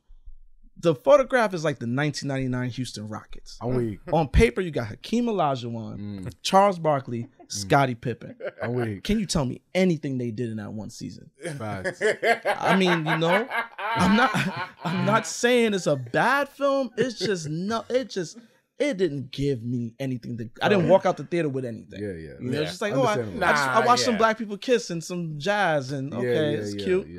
And I haven't seen it since. I don't remember. I barely remember the plot. You know? I did see it. It's funny. Now that you mentioned, I did see it Valentine's Day 2020. I don't Me too. It either, Me too. Yeah, I don't remember much of it either. I remember liking it. I just don't remember. I guess you're right. Exactly. It's forgettable. It's just like, I'm sorry. Respectfully, it's forgettable. Stella Mackay, Stella Mackey, or Stella Mackay. That's the director, writer of it. So it was. I think it was okay. But it's funny. Issa Rae was in that other one. I think it was The Lovebirds or whatever with Camille Nanjiani. Yes. That was funny though. That was funny. That was funny.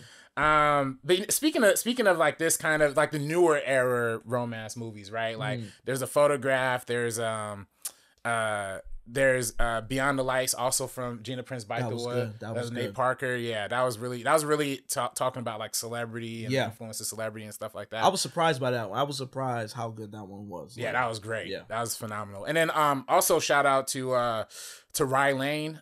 This is one that was on Hulu. It was like British Black people in this one. I actually saw it earlier in the year, but I saw it during this time when I was like watching a lot of movie and watching like a lot of like foreign films. So it kind of all wrapped up into like that like foreign film category for me. So I don't know why I didn't pay that much attention like when we're doing our year-end list. But I know my girl Sabrina, not my girl, but like my homegirl Sabrina, we did our top 10 list and she put Rye Lane like on her top 10. Okay. So I rewatched it, you know, in preparation for this episode. And it's really, really good. Like it's a really, really good, it's a rom-com, but it's like these British people and it's mad expressive, like super creative. In terms of like they have a lot of like wide angle shots, like a lot of just scenes like right from the opening sequence you're like, oh, this is a weird movie, but they're all in for it for like the weird. It's not like over the top or sci-fi or anything. It's just like a normal rom-com, but just very expressionist and very like fun. But Rye Lane, if y'all haven't checked that out on Hulu, like definitely recommend that one. And that kind of reminds me, there were some other ones like that came out recently too. Black Rum. Oh, Jordan. Letters to Jordan or Journal for Jordan. That's the Denzel joint. Yeah. I didn't see that. Michael B. Jordan. That came and went out of theaters. Like it was real quiet. It was super quiet. It came out like Christmas 2021 or something like that. Yeah, I saw that one too. It was good. It's like a standard romance movie. I don't know if you've seen that one. Dear John from with Channing Tatum and all that. Yeah. Literally, it's like that with Black people. It's like a black Dear John. Yeah, like, you know, soldier away in the war, his baby mama's at home, like they writing letters to each other. Stuff like that. How they met, how they fell in love, and it's one of them kind of movies. Okay. You know what I mean? So it's cool. But, okay. Yeah, man. But we talked about Jamaica earlier and we didn't even speak on how Stella got her groove back. Is Ty Diggs giving the Jafakin and Natter? What's good? Tay Diggs, yeah, but you know that one infamously is remembered. The true story of that film is that, you know, Terry McMillan, the author of Waiting to Exhale, wrote about her, you know, tryst out in Jamaica with her ex-husband that ended up being on the down low. Yeah. So it kind of turned into a Tyler Perry film in real life. Yeah. No, honestly. You know? Yeah. Damn. So that one is like, and I remember Sisters was like, my mom had the book. Like, I feel like that was like a big conversation piece back when it came out. That and Waiting to Exhale, of course. You know what I'm saying? Yeah. I haven't seen How Stella Got Groove Back in a long time. Yeah. That's just another one that I know my mom was super into. Of course. That's her era for sure. Yeah. You know and just Angela. I mean, it's funny because a lot of times it's like following young men on their like journey to finding love. How Stella Got Groove Back is like kind of following an older woman. Yeah. Even though it's kind of sick in the 90s, 30s, it was like an older woman. Yeah. But yeah, it's like her. She 38. She old as fuck. Yeah. Right? You know, because by 21 you had a house. Type shit. Like 3 kids. Which funny you say that. Like I'm watching Love Jones and these people was like working in record shops and they have apartments. Yeah. Right? 90s shit. Like, you know, you can't do that. That movie does not translate today. Well, it's like Poetic Justice. Like Tupac just driving. He's delivering the mail and he's like, yeah, I got that good money. I'm making $21,000 a year. Like, I'm like, what? Like, what? But that's a crazy, but this is really off topic, but relevant as far as just like, I think art is suffering because of that. Because a lot of people literally can't afford to be artists. Like back in the day, like the cost of living wasn't that high. Where you do some little bullshit job, do something, whatever. You can pay your rent and still eat and like, you know, have time to create. Nowadays, like creative gotta like just be as on the grind as a corporate person. And they get penny pinched while they're creating. Exactly. So and then as they be like, I'm just talking about a starving artist basically. Today's starving artists got a full-time job and then they got to create in between that. So I think art is suffering because of that these days, but that's neither here nor there. But it's interesting to say that like you could have a little bullshit job back in the 90s and still keep a sustainable cost of living, like apartment, just the normal things you need to get to the next day. And I mean, that's you're talking about like now, like a lot of times it's either you have a full-time job and you're doing your creative stuff on the side, or you don't got a full-time job and you spend so much time stressing out being broke or stressing out like trying to make money other ways. They can't even be focused on your career. You know what I mean? So, yeah. It's just that's real, man. That's real. because I say it's relevant just because you were just talking about the recent, movie like romance movies and things like that. I was like, damn, wow. Not that creativity has peaked, but it's like, can we get some real good stories? Like some stories,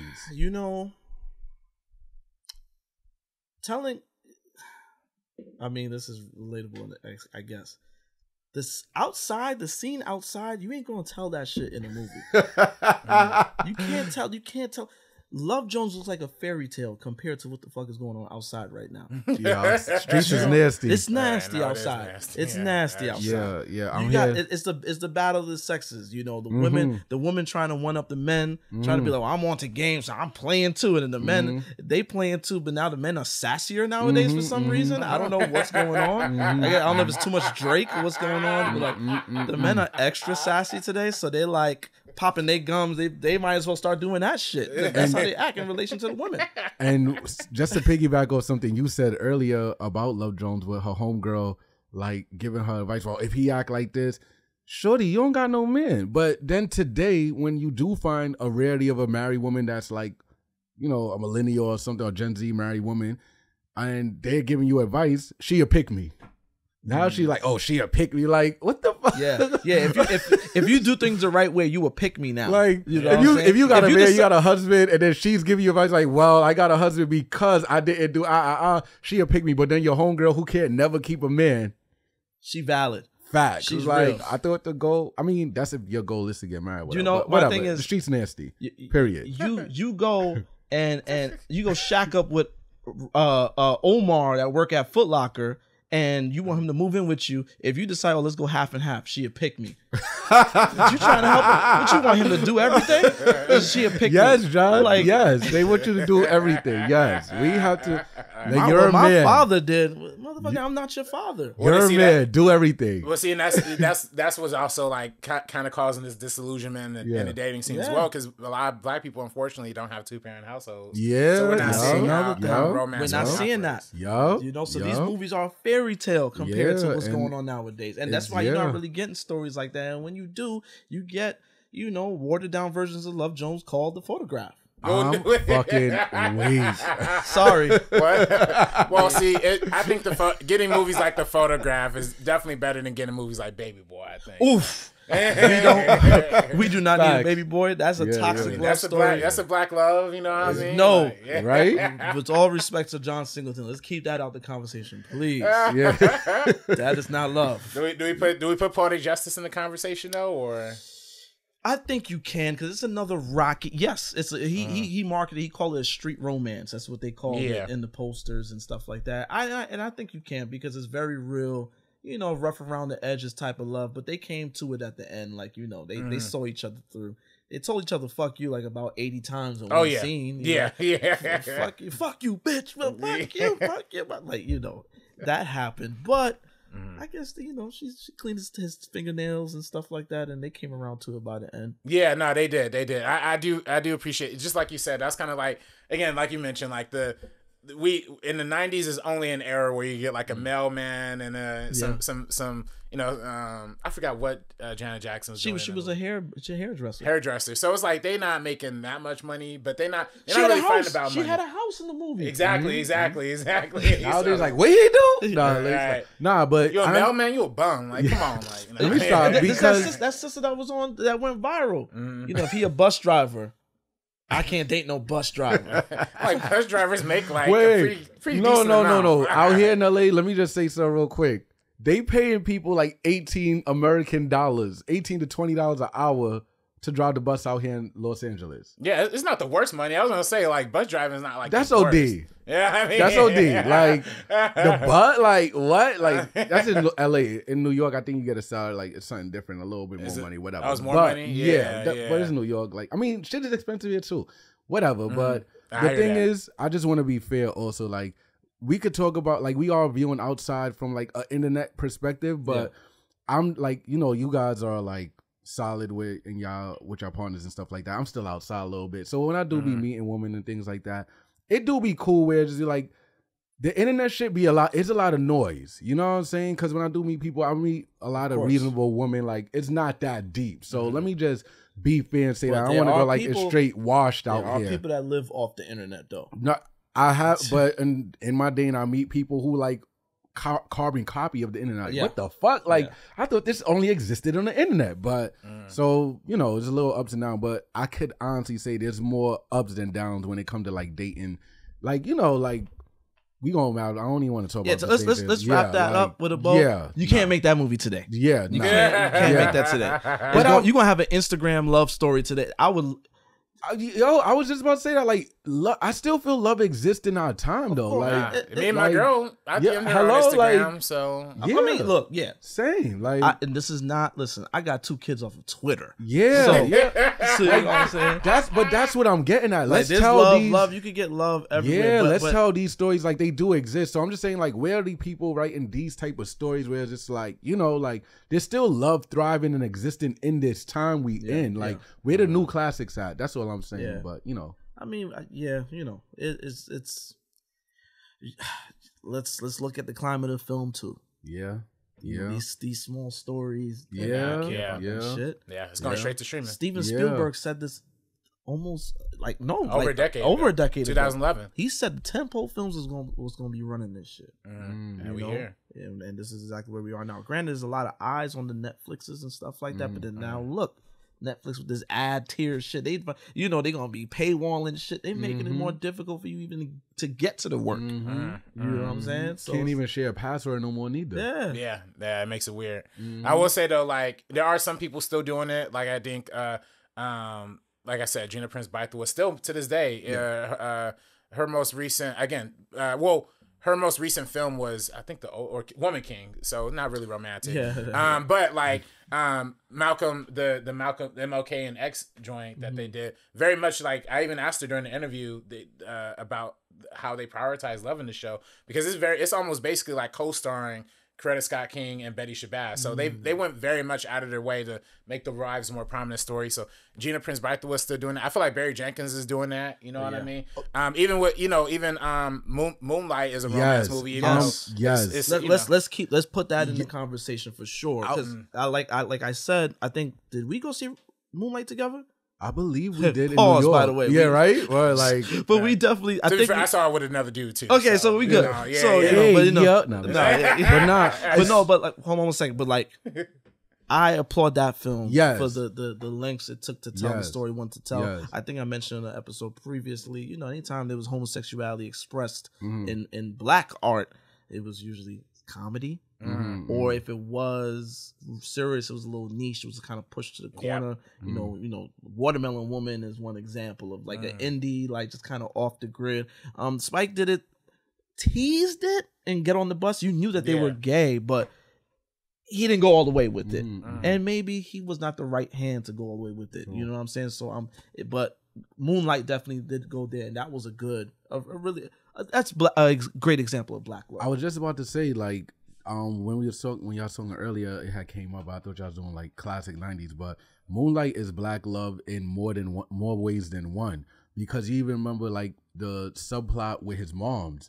And then like when I still get chills off that scene when it's like the ending of the movie. When she's in the rehab, and then he's talking about her, and like he's talking to her and stuff.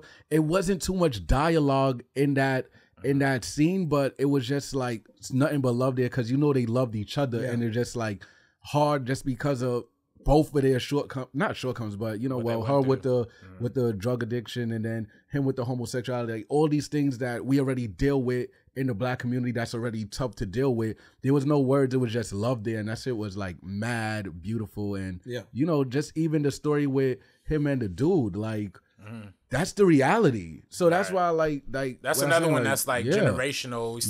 Like, and then they build up.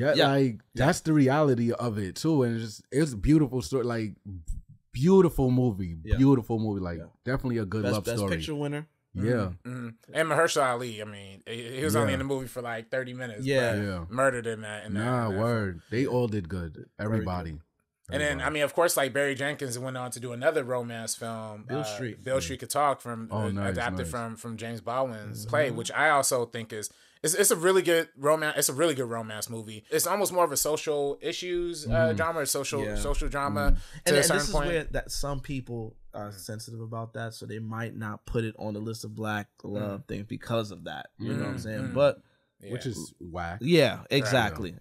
I still really enjoy. I mean, because I think the first half or first third of it is very much like centered on them falling in love and like them. I think that's the nice sweet part of it. But then it goes into him going to jail and then also she being pregnant. I mean, obviously the scene that I love the most in Bill Street Could Talk, I think a lot of people love, is when the sisters are his sisters are arguing with homegirl after she realizes that she's pregnant. So then Regina King starts defending him. Oh, I forgot Coleman Domingo as the father in that, and Regina King won the Oscar for Bill Street, obviously. Yeah. So just all of them just eating those performances up really, really well. So yeah, man, it's Barry Jenkins. He really keeps his ear and his eye close to the heart of Black people, Black romance at least. You know what I mean? So I really dig that. Absolutely. Because even like back to Moonlight real quick, like I forgot like that scene when they were younger. Like I think it was the middle scene.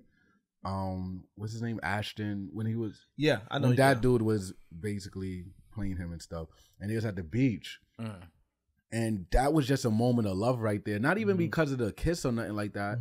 It was just more so because what is love but expression? Yeah. And I felt like they both felt so free and vulnerable at that point. It was like, I cried so much. I am the ocean. I was like, oh my God. Like, it's just real love. Like, it's so, like, that's Black love. Like, in a nutshell, it's like, yo, like, not like we need to find somebody to pour our traumas to. Nah, just like in this world where we treat it, especially in this country where we treat it the way we treat it, and we could find love and find space to be vulnerable with somebody. Beautiful. Like, that's Black love. Like, in the midst of all it is, I could just be vulnerable with you through this and then get through it with you. I feel like that beach moment, all that was expressed. Absolutely. So, I just said, where are these new stories? I mean, that was like 2016 now, but that's a classic. That's a new classic. Absolutely. Absolutely. Yeah, I mean they got some other stuff too. You have to find it, but there was one Sylvie's Love that came out. It's on Amazon Prime. That one was really nice with Tessa Thompson. There's some stuff that comes out every now and then. I know Netflix got mad at those.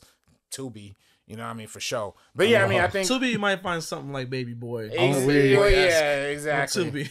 But then I also think about rom-coms too. Like, there's not a lot of Black rom-coms now, but definitely also during the 90s was peak, like Booty Call. Like, one of my absolute Booty Call is funny. When he's doing the Martin Luther King impression. Oh my God. Tearing up Booty Call fights. Booty Call is just the epitome. Like, I could just see an older Black person in the 90s like, what is this coonery and buffoonery? What is this Booty Call? But it's shit that we grew up on, so we love it. You know what I'm saying? But I can see people being upset with it or not really thinking it's the best representation of Black love. But it is what it is. You know what I'm saying? I do want to see more of it in the forefront, like, in cinemas. I want to see more. I would like to see it more as in like an event experience. You know what I'm saying? Cause I remember when my mom went to go see Love Jones. I remember it was kind of the spirit was like, yo, we out to go see this. Like, people were excited to go see that. You know what I'm saying? By the way, Neil, when was the last time you watched Love Jones? Last year. Nia Long. Yeah. When we talk about Nia Long, her as Nina in Love, I think that's the best she was ever shot on film. She is beautiful. Her performance is great. Her performance is very subtle. She is beautiful in every single frame of that film. And let's be real, Lorenz Tate, anytime I think about him, I think of his character Darius. It was just like the boyish look, the boyish charm, like just perfect. Same with Love and Basketball. And this is why these are like in my upper tier of Black love films, because Sanaa Lathan and Omar Epps, the chemistry was just incredible, which is crazy because when they read for the role, the director didn't know that they were dating at the time. They kept it away from her. Oh, really? Oh, that's funny. They kept it from her to but it worked. It worked. You know what I'm saying? You know, in a lesser degree, Eddie Murphy. Eddie Murphy was always the wise guy in his films, and I think he played up the sex symbol thing for Boomerang, whereas in Love and Basketball and Love Jones, it was just naturally, you know, it was just like an organic thing. You bought into those characters and their relationships and their chemistry. You know what I'm saying? And shout out to the cast of Love and Basketball and Love Jones, because there's a lot of people in those movies. Like, I'm watching. Go ahead. No, I was gonna say, like, there's very few like ensemble black romance movies. I think those are definitely one of them. I think personally, The Best Man is like a good ensemble romance film. And you know what? Like I was saying last night as I was watching Love Jones and Love and Basketball, that was a moment in Black Hollywood where it was like the same people almost in everything. In everything. It's like the small pool of people that was just getting all the roles and stuff like that. Because in Love and Basketball alone, I mean, you look at Love and Basketball, you see Sanaa Lathan. Gabrielle Union has a very small role in that film. You know, Boris Kodjoe has a very small role in that film. Regina Hall, who plays her sister, is in a few scenes. Monica Calhoun, who plays, you know, the girl he was trying to get with at one point, she ends up in the Players Club, the Best Man Holiday. She's in the film. You blink and you miss her. It's just all these little bit of people. Love Jones, before he went off the deep end, Isaiah Washington. Oh yeah. You know, then he went calling people the F word on Grey's Anatomy and became a Trumper. Wild. And he do Christian shit now too, right? Yeah, well, that's his audience. When you become a Trumper, that's the only people that's checking for you. You know, Lisa Nicole Carson, who was in Jason's Lyric, Ally McBeal, Life. She had a little itty bitty role in Life, and then eventually she left Hollywood because she had bipolar disorder. Yeah, Brother Man from Drumline is in Love Jones. You know, the villain in Drumline, the bald brother. Right. I forget his name. Yeah, they. I mean, I feel like they really were like, it was, you know, kind of like how Tyler Perry. Can I say something real quick? Bill Bellamy is an asshole in Love Jones. Oh yeah. Yo, you first of all, Nia Long, she's an asshole too for even doing that. Let me, you know, if you've seen it, you've seen it. You know, she's dating Lorenz Tate. They separate, whatever. She comes back in town. She see Lorenz is with another chick. She decides to move on. So you go with his friend. And then even the friend, you coming around like, yeah, you see my new joint. Yeah, like, shame on him. Yeah, more than anything. You know, he's remind me of Wesley and Mo Better Blues. Shadow Henderson, just a dirty Mac ass motherfucker. Like, that's just terrible. Watch out for them type of dudes. Yeah, because look, he did her dirty at the end. You know, when he invited her to the party, and then she seen that all the friends was there, and they looking at her like, girl, like, and she's like, oh, you know, she comes back, she tells Bill Bellamy like, why would you invite? Oh, walk then, walk. You know what I'm saying? Like, just crummy dudes. But yeah, I just wanted to say that Bill Bellamy played that role too good because he looks like an asshole. But I know that, you know, he seems to be a good guy. But just his persona is just he played that character too well. Well. I mean, sometimes you need a good villain and like some rom-coms. Like, I know for me, like the best rom-com villain is actually Loretta Devine in Jump in the Room. Jump in the Broom, like the evil mom. I haven't seen that in so long. Oh man, it's so wild. I mean, as somebody who like, you know, was like was raised by my mom, like I definitely am like, that's a nightmare scenario. Like your mom trying to interfere with your wedding. That ain't it.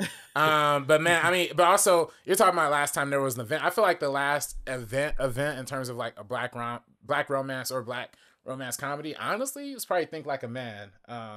In 2012, because that had Regina Hall, that had Kevin Hart, which was like big at the time, but also written by Steve Harvey. You know what I mean? He wrote the books.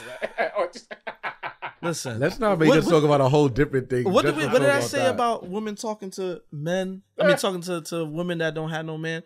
Steve Harvey, if you look into his marriages, he's the last person that should be telling you how to think in any situation. And why is he even giving women the sauce? Who are you? Your big ass mustache. Your toupee. How you got a toupee fade? Yeah, that shit is nuts. And then like Steve Harvey, like imagine Shorty coming to you talking about, Steve Harvey said. Steve Harvey. According to Steve Harvey, like the brother on Family Feud. But I also couldn't. I with those films, man. You didn't like the John Legend song? No, not even that. I just remember going to see The Best Man Holiday, and they showed the trailer for I think the second Thing Like a Man. And Kevin Hart was just mugging. It was like. I'm telling you, like, he was in every frame of that trailer. You wouldn't have thought that anybody else was in the movie. And then it's so funny because as the trailer ends, it's like this summer, and it shows this summer. Then he comes, yeah, go see it this summer. Oh, like, fucking he breaks through the screen. It's like, yo, please, on some Looney Tunes shit, please leave me alone, Kevin Hart. So I stayed. I'm not on front. I kind of stayed away from it. Kevin Hart, he just, much respect to him. I just, you know, he just do too much for me. Haley, you gonna tell me to give him grace? You gonna tell me to give him grace now? Listen, son. Next topic. Yeah. I mess with the first one at least, but yeah, the best man holiday, even the Best Man TV show that they had. I need to see that. That was really good on Peacock. That was really Robert good. Townsend, I heard, was directing episodes and starring in it. He did, yeah, and he played one of their parents. And it was really nice. You know, I don't know how you feeling, but I feel like there's also room for the conversation. Like you said, movies that don't work. I feel like Malcolm and Marie is a prime example of a movie. That is not. Listen, if you like plays, stage plays, you like, which I liked how it was constructed. Yeah. Mm-hmm. But boy, that movie's toxic. And then don't have an argument with your lady. Patch up and then go see that film. Oh, it's just like just start bringing. It's back. like ripping the Band-Aid off. You know what I mean? That's it's just a lot. It's a lot. So I like it. Ow, that one is a little. I don't know.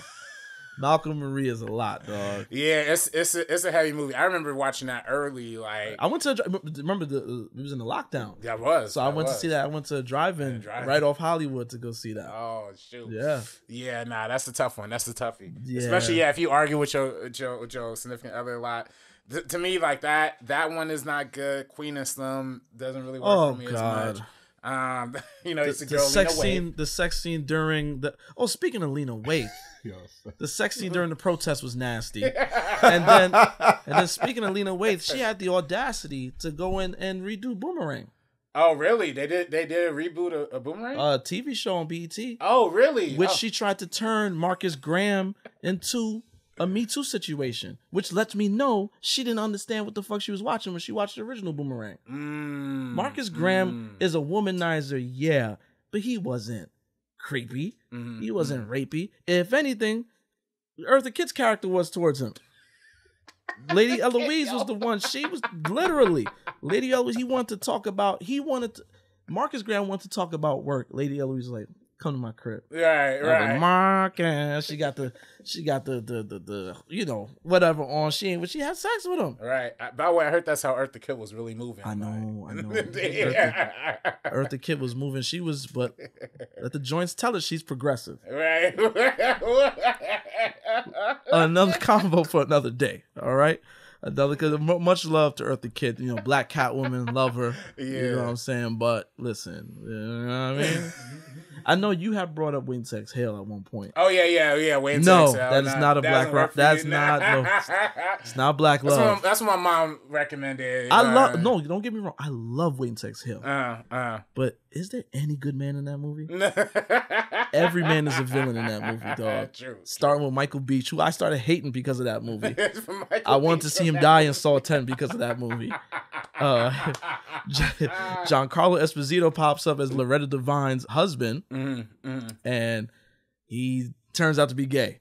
Right, you know what I'm saying? Who else? Let me think. Leela Rashawn. Yeah, Wendell Pierce was the thick brother. Oh, Wendell Pierce. The thick brother that he ended up being like kind of funny style. McKelty Williamson was, you know, he has a famous meme now that's just like, you know, he's cursing that out from the balcony. You know what I'm saying?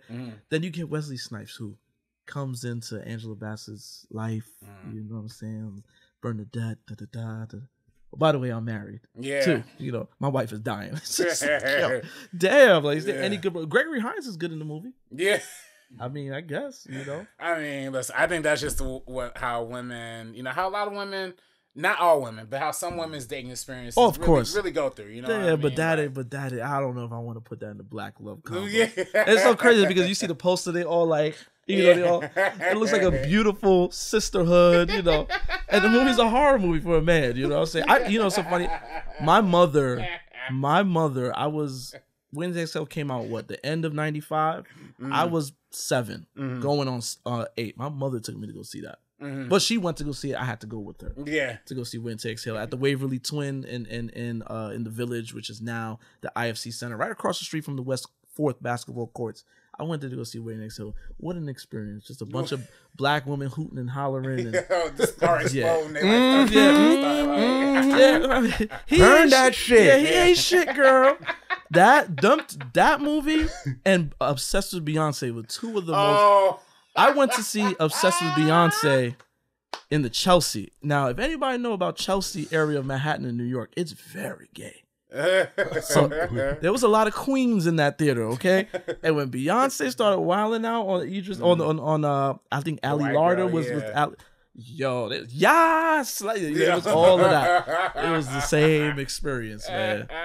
So yeah, Gregory Hines, that's the one who like got with Loretta or something, right? Did they end up like, did he propose or some shit, or was it like, I don't know about if he proposed, but I know he got with her. Oh, like that was the only like positive thing from that movie, positive relationship from that movie, right? Yeah. Can we speak about Crooklyn being a black love, or that's black love, black family? You said something, but see, that's it comes as transactional. It's like, I was just about to say, you said something earlier, so I didn't want to bring it up. That one is more, it's just happening because we married already. Yeah, it's not a falling in love thing. But marriage is hard, so it's something to acknowledge that they would still. But the film doesn't focus on their love, so to speak, neither. So I wouldn't really count that. True. Fair. Right. Yeah, I mean, the other end of the traumatic side is the "Why Did I Get Married" series as well too. Like, you see, which I must say, the first one is probably the only Tyler Perry film that I'm like, yeah, this is good. It was a good amount of mess. It's funny. It's pretty funny. I can't believe, I just always just die when homeboy just jumps up from the table and starts choking. Homegirl, I forget homegirl's name, but it just like it was Michael Jai White that was choking. Yeah, Michael Jai White, exactly. I forget. And it made Jill Scott climb all the way up that mountain. Like, I'm like, yo, how about Malik Yoba dying in the second film? Oh yeah, and Janet Jackson crying all hard. And it made me look. I wanted, that's so sad because like I want to laugh at that, but then Janet was like, "Oh, this is filmed like the day after Michael died or whatever." So she just kind of brings some real to it, but it was just like in the context of the movie, it made me laugh. Tyler Perry's behind that. He's in Video Village. Like, yes, yes, smash that table, yes. Then I'm gonna make it better by having The Rock pop up and save your life by the end of the movie. That second one was just terrible. That was terrible, man. But that's listen, man. We talked about black love. You know what I'm saying? Yeah, this is black love on film. I hope we get more mainstream titles and opportunities, for more people to see it, so we're not digging, I gotta have Paramount Plus to see this show. I gotta have this. I want us to, the communal experience, especially in situations like this, is always fire. Like, you know what I'm saying? Like, we all get to watch a movie together. I would love to see a Valentine's Day just mad black people going to the movies with their loved ones to go see, still go see some fly shit. Which, again, the Photograph, that was kind of the the moment a little bit. You know what I'm saying? A lot of people were happy for it. Yeah. Brown Sugar had a little. Also came out on Valentine's Day. But that's what I'm saying. That era had a good soundtrack. Yeah, amazing soundtrack. Another one with a good soundtrack. Erykah Badu, Love of My Life. You know what I'm saying? Yeah, man. We gotta bring back good soundtracks, man. Yeah. Hey, June, we got June is Black Music Month. We could have this. We could have this convo again around that time. But bring back the soundtracks. All of that, man. Let's get more black love, man. Let's get more black love out there. So I just want to thank Aloe for coming out. He trekked it to Compton with me. Yes. You know what I'm saying? I have so many raps in my head about Compton that I can't even get one out right now. But yeah, insert Compton rap lyric here. Well, where can the people find you? You can hit me on Instagram, Twitter, all the same. TikTok at Aloe Adventures. That's ALOEADVNTRS across every platform, all platforms. Okay. Same shit. What up? Holla at me. Holla at the puppet.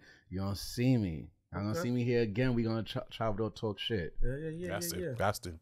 Yeah.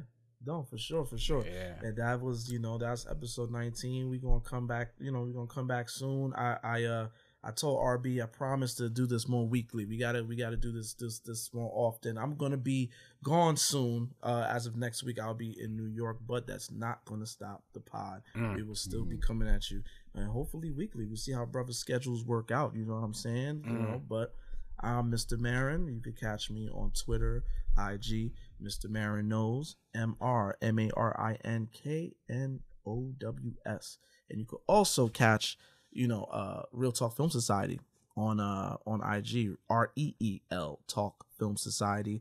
On Twitter, we are Real Talk Film Soc, REEL Talk Film SOC. Yeah, and that's what's up, man. You can follow me on Twitter and Instagram at Director RB3. You can also follow First Cut. If you're watching on YouTube, make sure you subscribe. And if you listening on the podcast, make sure y'all subscribe if y'all listen to on Apple Podcasts. Follow us if you listen on Spotify. And if you listen on Spotify, there's ways to interact. We probably got some poll on there right now, like what's your favorite Black romance movie? Yeah. Make sure y'all check out our previous episode, our top 10 episode. Yes. You know, we're gonna have clips rolling out for that too. Oh, all the way around. I forgot to mention that top 10 episode. Man, I saw the Iron Claw since. Oh yeah. I'm putting that in there. Oh, the Iron Claw, really? Yes. Really? Oh, yeah. Incredible film. Zac Efron is incredible in that film. And I hate to say, I know we are black, you know, we brothers, you know, we talk black film in here.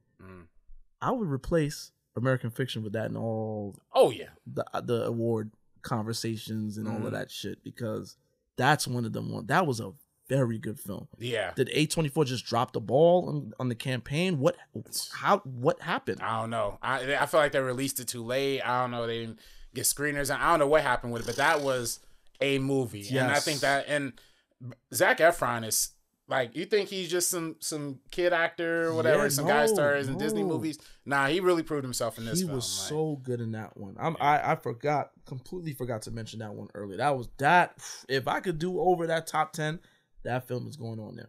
Yeah, nah, definitely. For sure. Yeah, I mean, with all that being said, though, y'all, make sure y'all comment, like, subscribe. Again, we Instagram us, DM us. I feel bad because I know, you remember that dude, Darwin, who we used to work with at Network? Yes. Yeah, he'd be listening to the pod. And shout out to you. He had a couple questions that he wanted to throw in. I forgot. Oh, dope. Yeah, listen, yo, Darwin, next episode, we're going to start the top of the episode with y'all questions.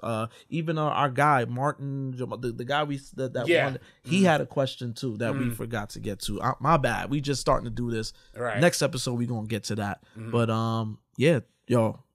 Again, Aloe, thanks you for coming out. RB, you already know the deal, man. Thank you for everything, and we will be back with episode 20 soon. Peace. Coming soon to a theater near you.